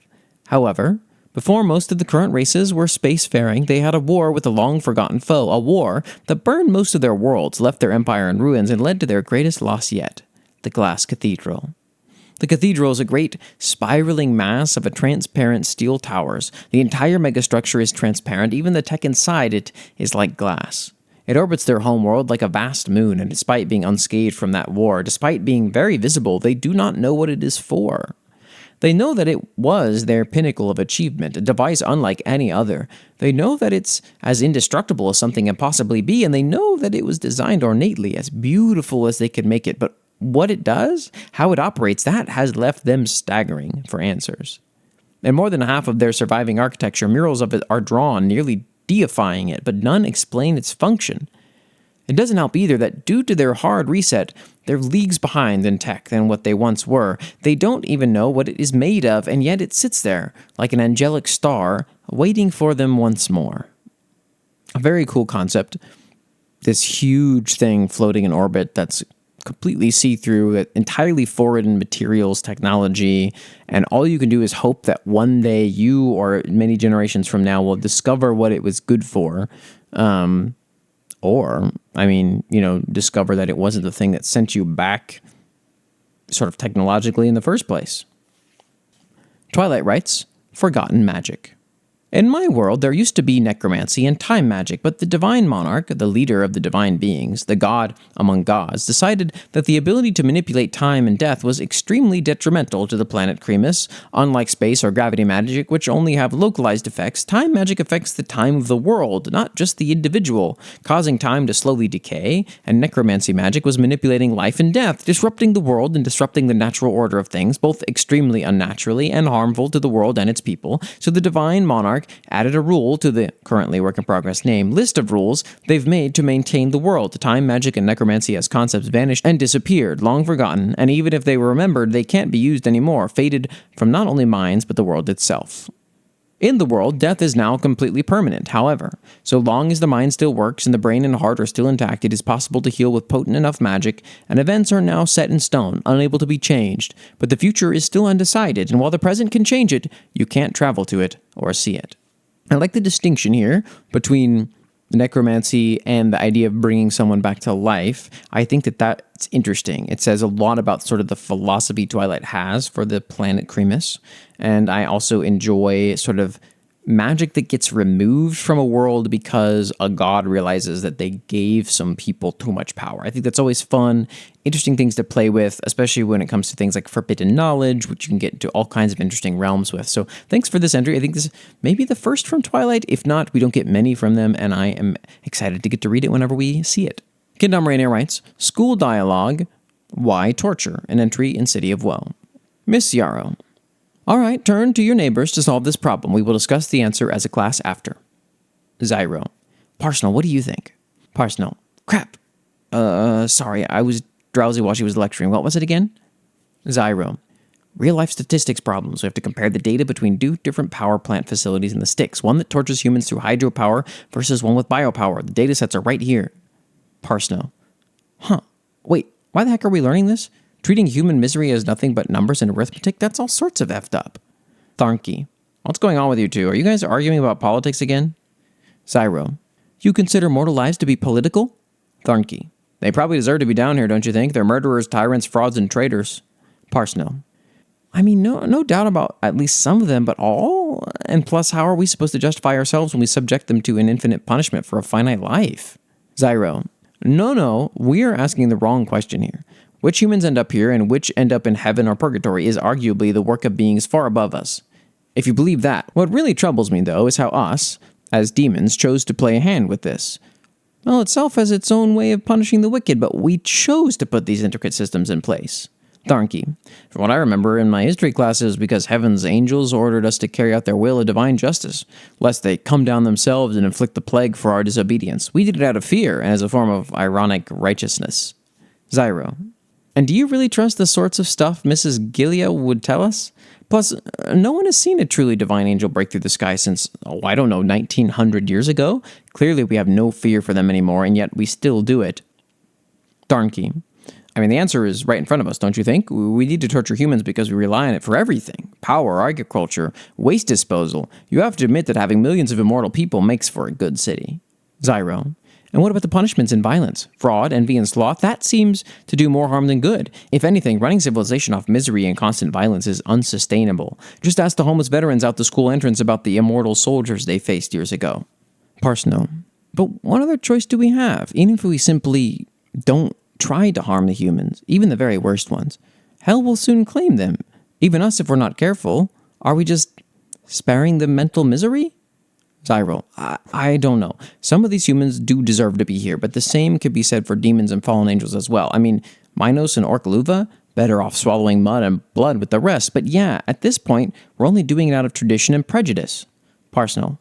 Just hope that we don't have the torture of those guys soon if we completely forgot why we're doing it in the first place. Mrs. Yarrow.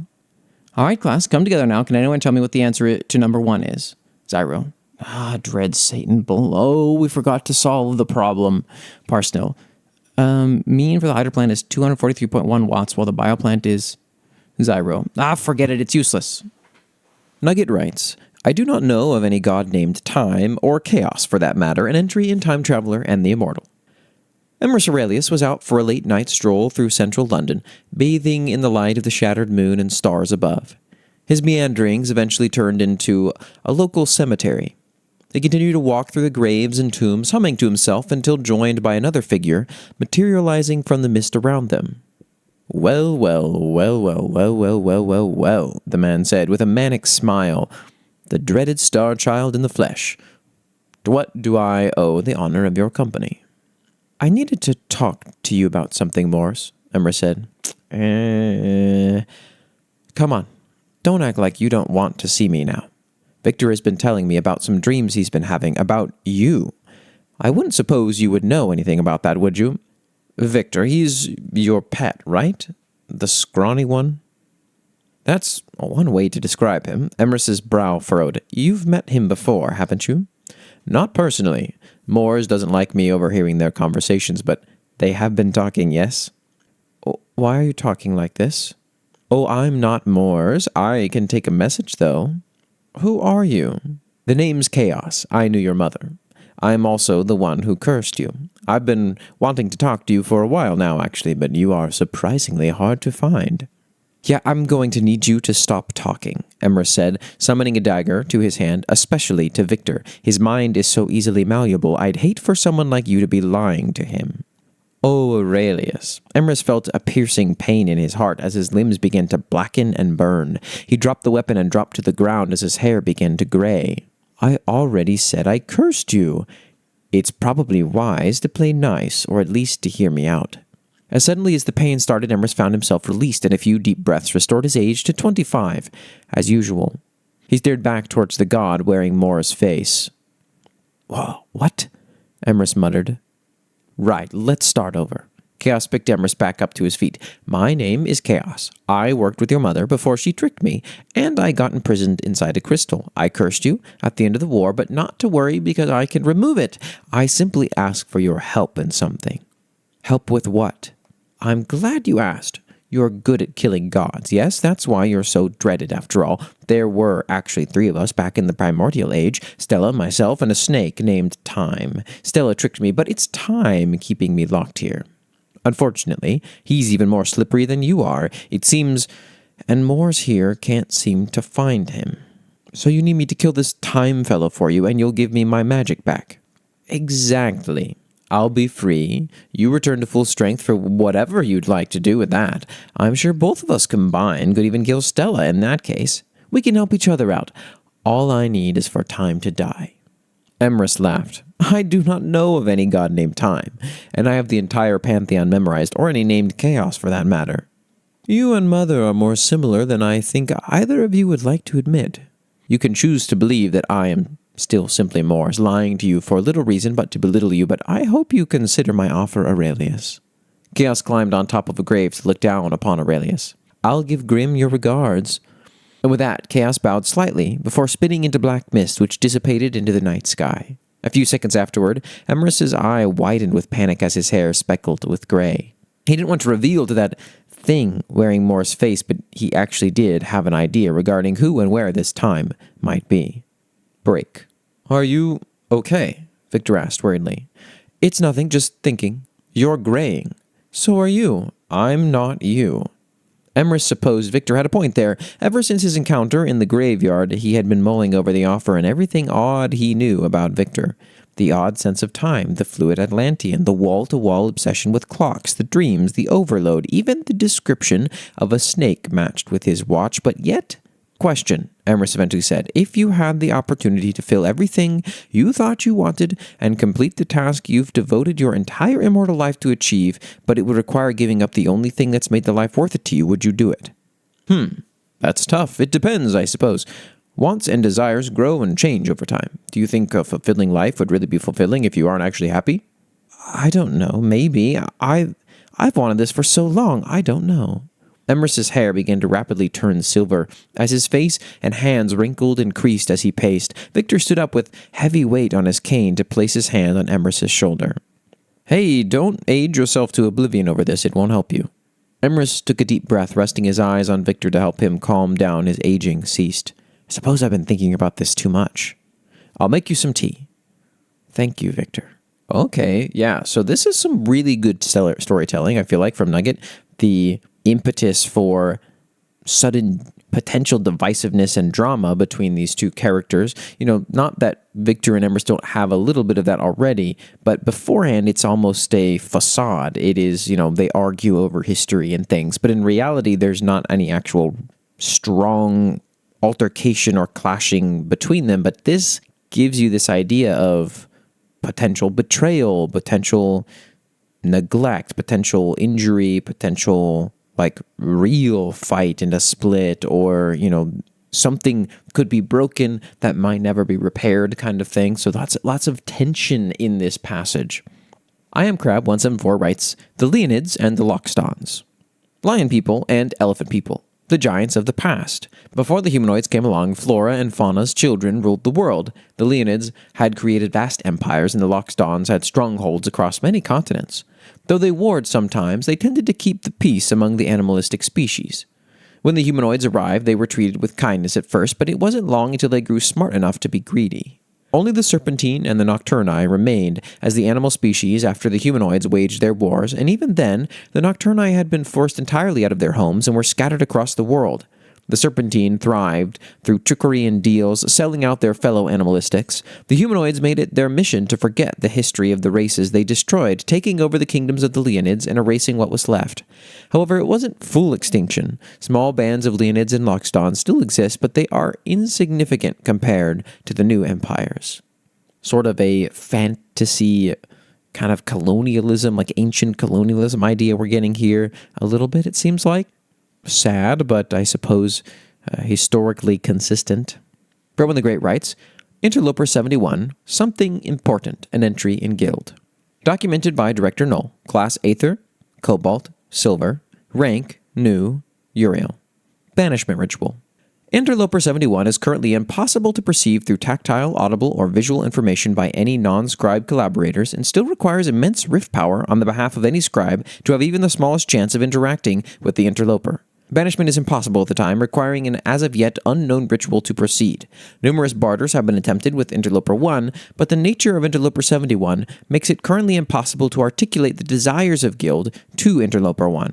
The nature of Interloper 71 means that it is partially self-contained. The interloper's new rank attributes mean that any collaborators except scribes of higher power like Director Null cannot remember any information regarding the interloper for longer than several seconds after being told the information.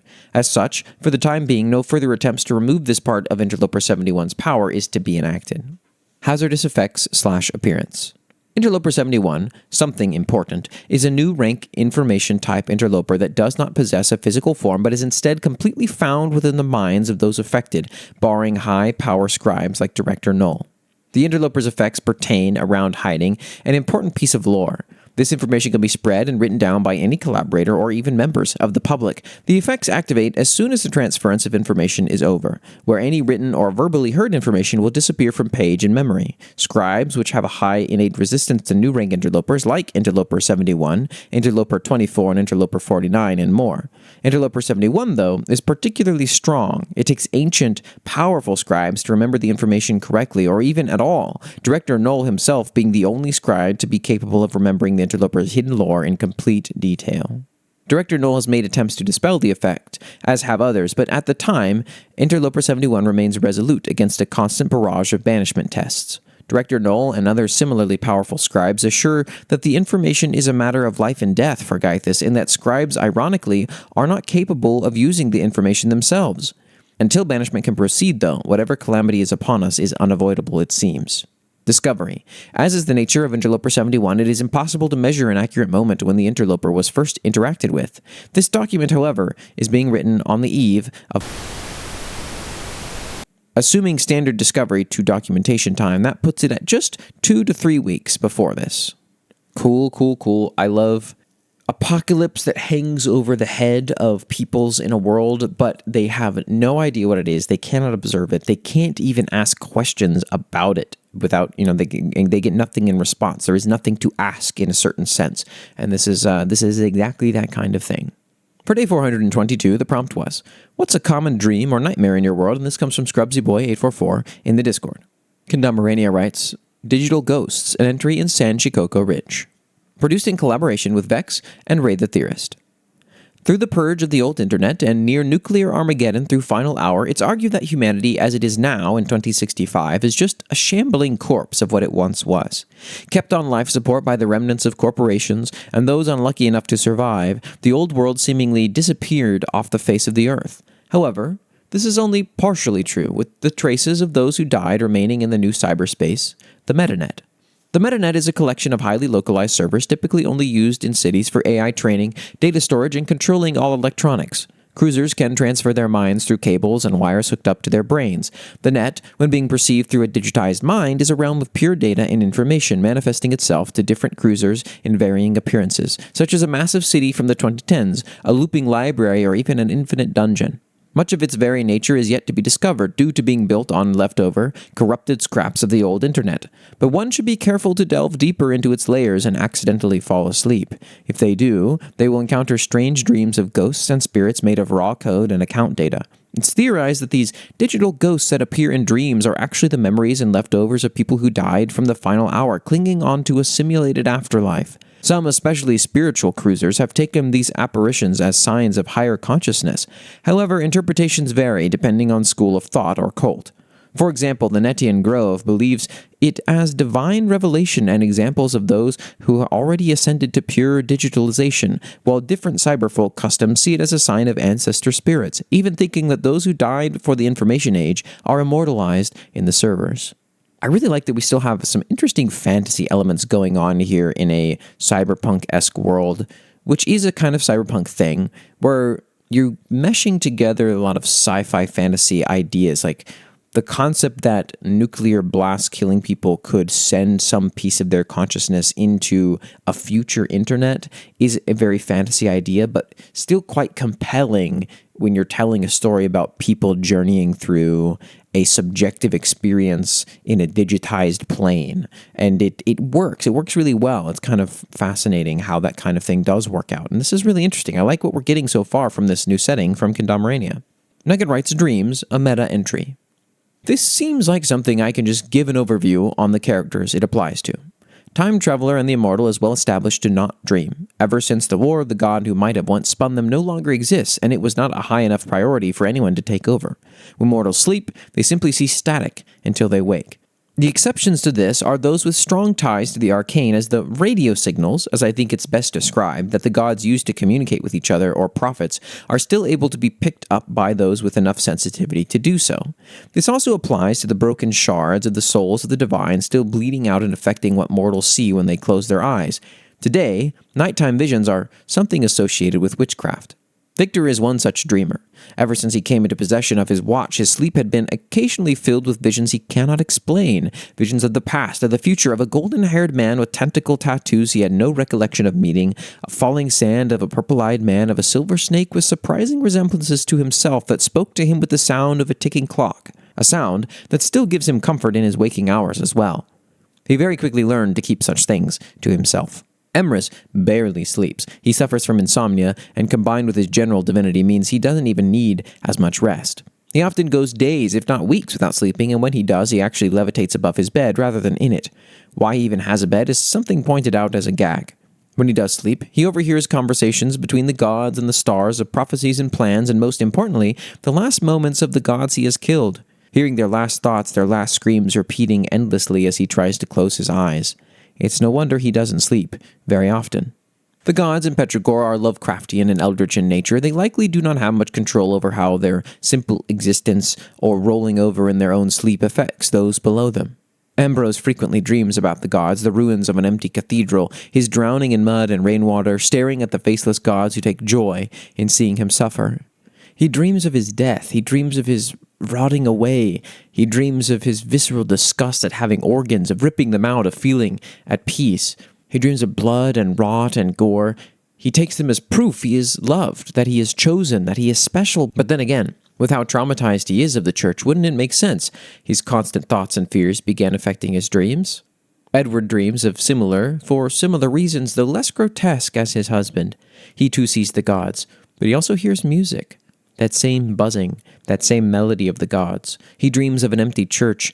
Giving a eulogy at his own funeral, he dreams of his beloved Rose and where he'd be if he were gone. He dreams of blood, blood that doesn't wash off. He dreams of the sky. He dreams of a blinding light behind the clouds. He dreams of warmth. He dreams of heat. He dreams of how the world could be. And strangely enough, he dreams of outside. I do like that Nugget has given us a number of different entries in the last few World Hammers that sort of pertain and cover a general look at all of their settings at once. It really comes across how well Nugget knows their settings and their characters and how important these characters are. And I think that is kind of cool, and we get to experience that through this. For day 423, the prompt was, what did you have for breakfast this morning? If nothing, then what are you going to eat for lunch? I will let people know, because this is so past the original date, that this was our April Fool's entry provided by myself. So if you were a little confused at first, then hopefully that puts your mind at ease. Nugget writes, sure, an entry in Mindscape. A familiar life-size doll sits in his room, still floating within the void of space. He thinks to himself, for he spends most of his day thinking. Today about Overwatch, his brother's birthday, his mother coming to visit him, and what he's going to build today when the TV lights up with the familiar notification of today's build together, but something is off. What did you have for breakfast this morning? If nothing, then what are you going to eat for lunch? Oh, Victor said, staring blankly at the screen. Victor turned around to the porcelain doll on the floor, seemingly fixated on a replica of Edward in their hand. I think this one's for you? He asked. Nugget looked up, blinking silently towards the question as if processing what it was. He pointed towards himself. It says you, not us. Nugget spoke. He didn't speak often, yet the people apparently wanted to hear from him. Half a bagel? I forgot to go grocery shopping yesterday. My day's off, though. I have 2 over-medium eggs on toast, which is pretty good. That should work. Should also probably get groceries tomorrow, though. Nugget's head fell. Calm down, I'll go with you. Nice. Okay, the fun way to use this is to break the fourth wall a little bit. I like that we have the Mindscape context now for stuff like this, and I think Nugget enjoys it too, being able to play with this now. The interaction between the fiction, the person, and then the community in this really fun way. The Wanderer writes, spaghetti, a common form of pasta, an entry in Karn. Karn, like all worlds, has a lot of different exotic foods. A popular one is a form of pasta called spaghetti. Pasta is an unleavened bread that's quite brittle that is made to be boiled where it becomes soft. While 1,000 varieties of pasta exist, one of the 2 most popular is called spaghetti. It's a long cylindrical pasta. You set it in a pot of water and heat the water until the pasta becomes soft. While many might assume that you break the long hard sticks it is made in, this is frowned upon heavily in the culture that it originated from. That culture being from the peninsula Italvera, while once a powerful empire that long since passed. In the modern day, it is also famous for their table-like flatbread with toppings, which despite its unorthodox sound, the fact it's consumed in horizontal slices and not vertical. This food is widely considered one of the most popular foods in the world. Spaghetti is a favorite dish of the superhero Iron Light, whose mother was from Italvera. Her statement on it was, no comment. The supervillain Razor also loves to consume spaghetti. Her reasoning when detained was, is this a genuine question? Like, yeah, spaghetti tastes great and can be made in like 10 minutes. When pressed, she added, what? No, I don't have some sad or adorable backstory with it. It's just cheap and easy. Why are you guys interested in this? I just like it. Next, you're going to ask me why I like mac and cheese or ice cream. Did you seriously ask why I like ice cream? Sugar. The answer is it's cold and it's creamy sugar. Are you a food reporter? No. Then why? I can level buildings for crying out loud. Why not ask about that? I bet Red Cape doesn't get asked about this. The alien superhero Alag also loves it. He says, I like this sustenance. I can actually consume it as intended. I don't have to put it in a blender first. That's fun stuff. Wait, okay, I actually don't know this. Maybe I'll do some research, but I thought that pasta doesn't necessarily have to be brittle. Isn't there soft pasta? Like the brittle form is just one sort of category. There's soft pasta that is technically pliable and soft before you cook it as well. Correct? Maybe that depends on your definition of pasta. But like, gnocchi isn't brittle. I suppose it's a different substance, though. But I like this little mixture of exposition and also some like character dialogue is a lot of fun from The Wanderer. This Karn setting is kind of interesting. I'm curious to see where he's taking this. Pro the Great writes, yum, coffee and a bagel with ice cream. Or, Pro the Great writes, yum, coffee and a bagel with cream cheese. NYUX writes, I actually ate out today at a really good sushi buffet that also has teppanyaki for an extra €1 on top of the whole buffet. Kind of crazy. Actually, a 11 out of 10 place. Got to go back there. I eat so much fake crab. I love fake crab. And there you go, some fun entries on April Fool's Day. For day 424, the prompt was, what is your world's most popular form of alcoholic beverage? And this came from ScrubsyBoy844 in the Discord. Predwin the Great writes, Titan Arginine, an entry in What Lies West. Oh yes, Arginine, golden, citrusy, hearty, to sup deep from those mighty rinds. Someone should really get on growing back in the city of worms. They'd be swimming in it well and good. Oh, and they'd be rich too. Cask, Waystock, and Adventurer. Visual appearance. Large, spiraling branches that combine into a large, bright orange fruit with teats. Smells of alcohol. Attracts many pollinators. Pulsing, white to yellow leaves. Makes constant creaking sounds. Arginine, both the name of the plant and the drink made from it, is a rare fruit-bearing tree of the West found within both the Sorrowed Weald and the Creeping Peninsula. Some smaller variants, called verdant arginine, can be found inside of the grassy, plant-filled chambers of the Forlorn Graveyard. Titan Arginine, the one we will discuss, is a strange specimen of flora. The plant seemingly targets adventurers, but we'll talk more on that later. The life cycle of an Arginine, Titanic and verdant, starts with the planting of a spore. The spore takes roots and begins to grow, slowly taking over the soil content of its surroundings. Titan Arginine are powerful disruptors of local plant life, often clearing an area of 10 feet around them of any roots. Arginine, in close proximity to Weeping Titans, will even contest their monolithic roots, with at least one Weeping Titan being killed by 3 Arginine that grew around the beastly tree. Once fully grown, the Arginine will produce a large, orange-like fruit as its branches spiral around to cradle it. This fruit starts out quite hollow but slowly fills up with a sugary liquid that, in time, will ferment. Once fermented, the fruit will grow several udder-like protrusions that dangle to the ground below. These teats can be suckled from. Who discovered this? Who found out they were safe to drink? Who looked at a glowing tree with boobs and thought, oh, that looks tasty? Who? Regardless, someone at some point drank from an Arginine's plant nipple and realized it was basically bourbon. I'm sorry, I have to interject again, but how do adventurers even come back in the first place? You all would step into a bear trap to find out whether or not it would heal you. Anyways, adventurers, as travailed adults, appreciate some free booze, apparently. Anyways, the part the tree needs adventurers for is to propagate. The teats have spores in them that will accumulate in the liquid gold sucked out from them. When an adventurer relieves themselves, the spores come out and use the adventurer's fluids to jumpstart their growth.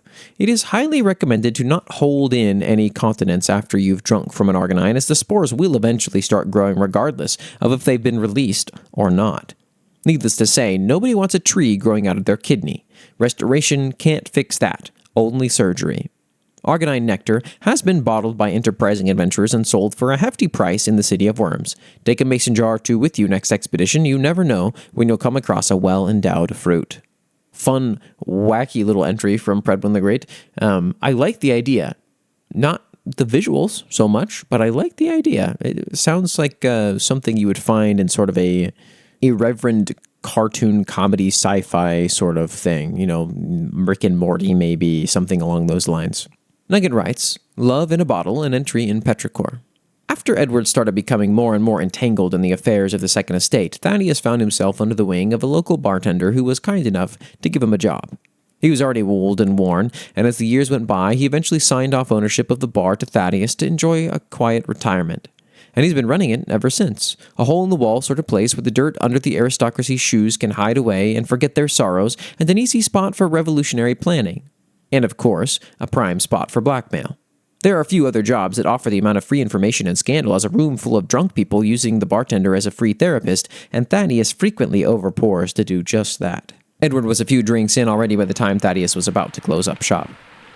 Edward muttered, I expect you'll be wanting me to leave. If you wanted to, Thaddeus said, wiping down the last of the tables, but you're welcome to stay if you'd like. I have a bottle of wine upstairs if that tempts you. Figured you'd appreciate it more than I would. A bottle of wine if that tempts me? You know me far too well. Thaddeus finally locked up, and the two went upstairs to the modest one-bedroom apartment Thaddeus had above the bar. They sat down together, and Thaddeus brought over the bottle of wine and a glass. The two talked for a while, catching up with easy silence between the old friends. Edward far more giggly and sociable than usual on account of the liquor. How's Lockhart doing? Thaddeus asked. Oh, he's doing fine, he's fine. Edward reached for the glass of wine. He's seen better days. So I've heard. How bad is it getting? He's coughing a lot more. Can't keep much down. Is that all? Losing weight. Standard things now, I suppose. The decades will. Edward polished off the glass and began to pour himself more. If I hear the decades will one more time, it'll be too soon, Edward said, an uncharacteristic tone of bitterness in his slurring speech. He barely sleeps anymore. I barely sleep anymore. Sometimes I think he's finally getting rest only to wake up to him throwing a bile. Sometimes I wake up when he's too quiet and I need to make sure he's still breathing. I haven't even gotten to the nightmares, and those are just the nights he even tries to sleep at all.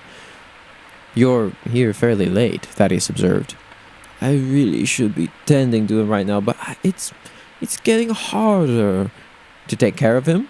To be there with him, to go home. My usual stock of liquor isn't lasting as long as it once did. Why? It's hard to see him like this. It's hard to agree with what he's doing, but I can't. What is he doing up there all day when he isn't throwing up what little stomach acid he has left anyway? He eats. Edward. He tends to his garden, spends time in the greenhouse, stares at walls. You know what I mean. Edward did not answer. He just poured more wine. There are rumors, Thaddeus pressed. There always are. People are disappearing. It's petrichor. That's a tragically common occurrence. Not like this. Thaddeus. Does he know anything about this? He's sick. That doesn't answer my question. Edward reached for the bottle again. He's sick and he's scared and I can't see him like this. He's only getting worse. I can't sleep anymore. I can't stop what he's doing. I almost want to say it'll be easier on him if he died, but I can't. I know him too well and I can't lose him. I can't.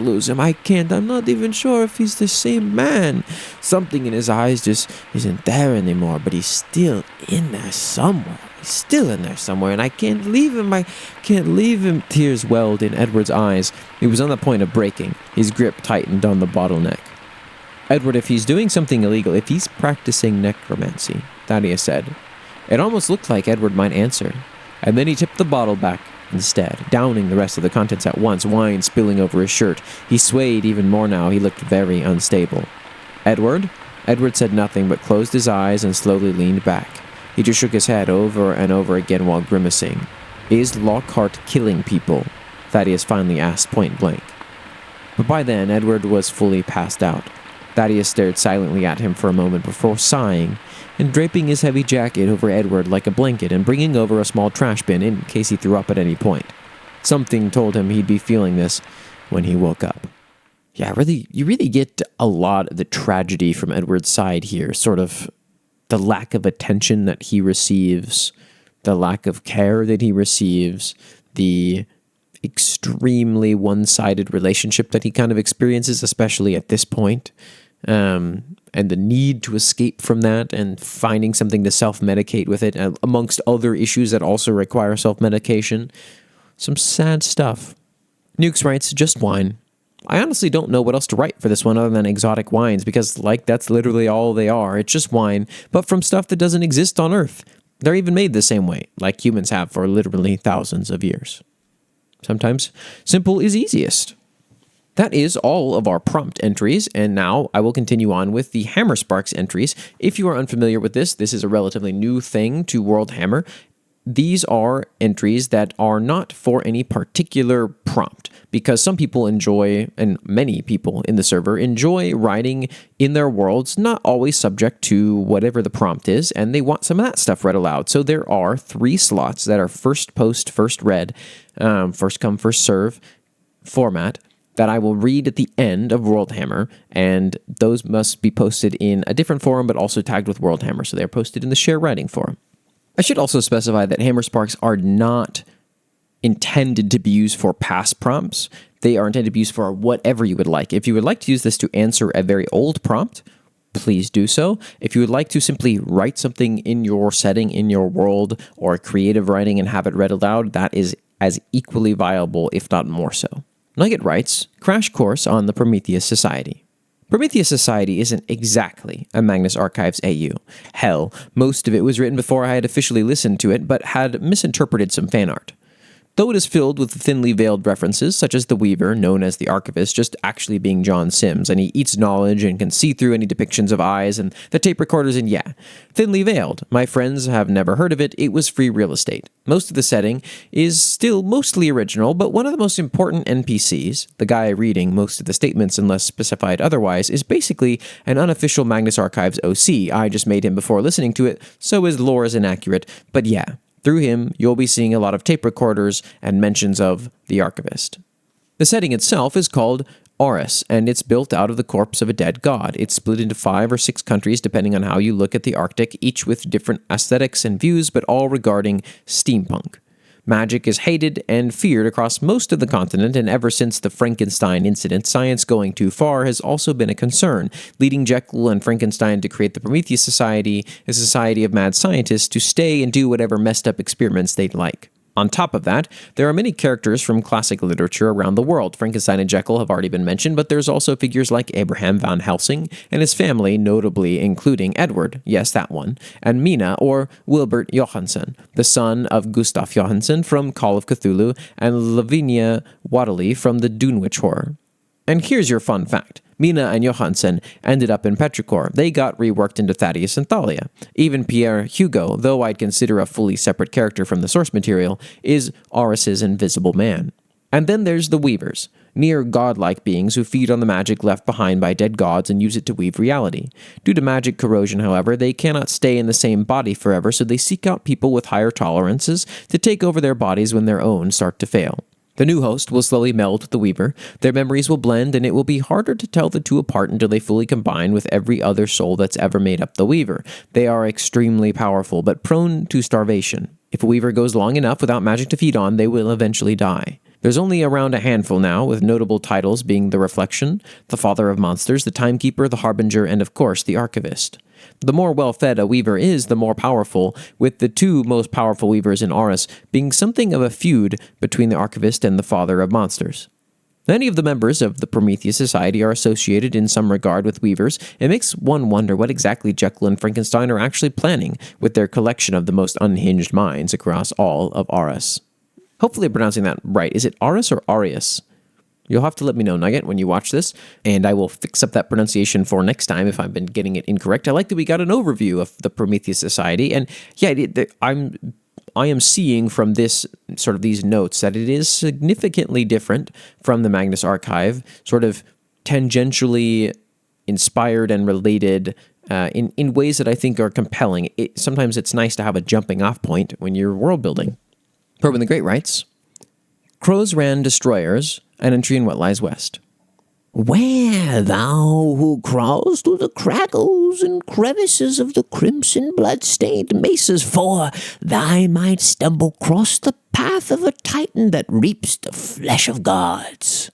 Ashgrim, who speaks strange. Go, I'll hold the beast here, it shall come no further. Crowsran, daughter of Zizorad's last words. Call signs, smell of pyromancy, often described as sulfur. Drax, dung, calls. High arcane presence, fey rifts. No local eldritch energy presence. Pitch black smoke columns. Increased ambient temperature. Scorched Regrikruki shells. Crowsran destroyers are legendary monsters of the West that inhabit both the warbling and devastated mesas. They are some of the largest carnivores inside of the West, with adult specimens reaching 120 feet long and upwards of 60 feet wide. They closely resemble the physiology of the ancient worms, though their back wings have devolved into massive arms the destroyer uses to support its massive midsection. The scales of a destroyer are often a deep red, used to camouflage, ineffectually, against the same red cliffsides of the mesas. These scales are also incredibly heat-resistant, allowing the destroyer to remain suspended in molten lava for an indefinite amount of time. Like their cousins, the true wyverns, destroyers need to refuel their furnace at sites of incredible heat, such as the warbling. Crowsran destroyers use their living furnace to utilize pyromancy at devastating levels of power. Destroyers have earned their name fairly, being completely capable of leveling the city of worms if they were without attrition. The fiery beam of pyromancy produced by a destroyer turns flesh to ash, stone to searing gas, and adamantium into nothing but slag. To be caught in the path of this inferno is to suffer a short but agonizing death. Destroyers are incredibly important to the natural health of the entire ecosystem. Their massive size and mobile site of pyromancy at adulthood banishes local presence of eldritch energy. Stray destroyers that travel across the West's other regions leave rich ground and blooming flowers in their wake. Water purifies in their presence, and eldritch spawn are sent back from whence they came, explaining the complete lack of any spawn in their natural habitats. The dens of destroyers, though, are more comparable to the Frasmalagragra Mountains, as the idleness of the destroyers within means that the magic they produce accumulates fast. Destroyers are almost completely uninterested in the presence of adventurers. Ashkram, who speaks strange, compares adventurers to insects next to a destroyer, and after all, would you pay attention to an insect? Personally, yes, I would certainly notice a spider crawling next to my face, but still he makes a good point as to why destroyers don't often attack adventurers. It doesn't make sense calorie-wise for them, and they aren't a threat to an adult specimen. Crozran, the adventurer who became the namesake of the monster, faced off against a younger, smaller destroyer outside of its den where it felt threatened enough to attack. Crozran made a brave stand to allow her companions to escape, but lost her life in the process. Her sacrifice has been immortalized in the name of the creature, which was previously named Kalkrasduma, the dwarven name for Wormborn. In combat against even the largest of destroyers, proximity is key. Destroyers are sluggish, and their melee attacks can easily be dodged. Their fire beam possesses the power to damage them as well, meaning that they won't attempt to use it on any close-range combatants. Attacking the area around the middle limbs serves best to felling a destroyer, as the area surrounding the devolved wings was once more flexible to allow movement. Now the scales here are the weakest, and the flesh the thinnest, making for a great target to deal serious damage. The immense heat of the scales makes them susceptible to temperature shock from cryomancy as well, further weakening the defenses of a destroyer. Despite their size compared to true wyverns, the grounded nature of destroyers means that far more of them have been killed compared to the ever-cunning wyverns, with absolutely zero confirmed true wyvern kills compared to the 3 destroyer kills. Destroyers feast on adult Rigurkuki, chasm crawler matrons, low-flying true wyverns, and their fakes. Stray alpha mauls of extreme size, bloat kings, and even ossuary titans. They are in turn preyed upon by ossuary titans, other destroyers, the most massive of inverters, dunewalkers, and one has been seen receiving the judgment of the Annihilator. These feel honestly like a much cooler dragon, I'm not going to lie. I know that that's not 100% what they are, but they're clearly inspired by your typical red fire dragon from 5th edition stuff, even if maybe subconsciously, but they are just cooler. The fire beam, the level of heat, the personality is more dynamic and interesting here, I think. Or maybe not more interesting, but more original or more fresh with how long sort of these typical imagery of dragons has been around for. I'm Crab174 writes, Brotherly Betrayal. They note at the top, this is a short scene I wrote for my future story. The entry begins now. The first shot was quiet, dulled by the ringing in Paxton's ears. His brother's scream, on the other hand, was not. Dad, you idiot, what the hell are you doing? Is that cat witch controlling your mind? You just shot me. Granger dropped the laptop, clutching his arm. Granger, this is wrong. So many people will die for this. Why did we betray them? Paxton's clawed hands shook as he clutched the gun, aiming between Granger's beady eyes. Because we'll be filthy rich, dumbass. We talked about this. He took a step forward. I know you were always the softer one, but since when did you have morals? Don't you know how much power Monarch will give this? We won't just be rich, we could be demigods. No more mom and dad being disappointed in us. No more anything, unless we want it so. Granger hissed in pain as he tried to reach down and grab the laptop, which now sported a cracked screen but was otherwise unharmed. Paxton took another shot, this time with the laptop, sending it backwards and fully shattering the screen, rendering it unusable. Pax, what the is wrong with you? Granger quickly pulled his own arm back, sending another jolt of pain through his body and forcing him to cradle his injured limb again. Pax, we have a job we were paid to do. The Chimera is probably messing with your mind, and I'm not going to let that stop us. There's another laptop, so just give me the gun, okay? We're not supposed to care about what will happen to any of those people. What have they ever done for us? He moved slowly, cautiously towards his brother at first, like a hunter stalking a wild animal. However, when he was just a few feet away, he made a mad dash, lunging at Paxton with surprising speed. But Paxton was faster, shifting his aim and squeezing the trigger just as the other was about to grab the gun. Granger's body fell heavy, like a sack of bricks. Blue, oil-like blood trickled from the new hole in his forehead, staining his face and the floor around it a slick navy color. Paxton dropped the gun, hands still trembling as he fell to his knees. With whatever composure he still had, he slid his arm under his brother's limp form, lifting and holding the body close as he felt the warmth leave it in real time. Paxton decided he would stay there until that warmth was gone, taking their bond with it. For context, Paxton and Granger were among the group hired to find dead god energy to make Monarch powerful, but while the group all agreed to go against the AI and help the world, Paxton and Granger, who are always morally gray, wanted the money and power, so they betrayed the group.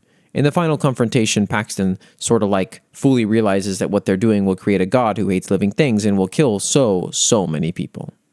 Nice, a well-written scene. I got mixed up in one spot, but I realized that was just me mixing up the names, and hopefully that didn't come across poorly at all in the reading. But this was a compelling little moment of realization and betrayal and sort of loss of brotherly bonding. It was well done. Thanks for this little bit of a longer entry from I Am Crab.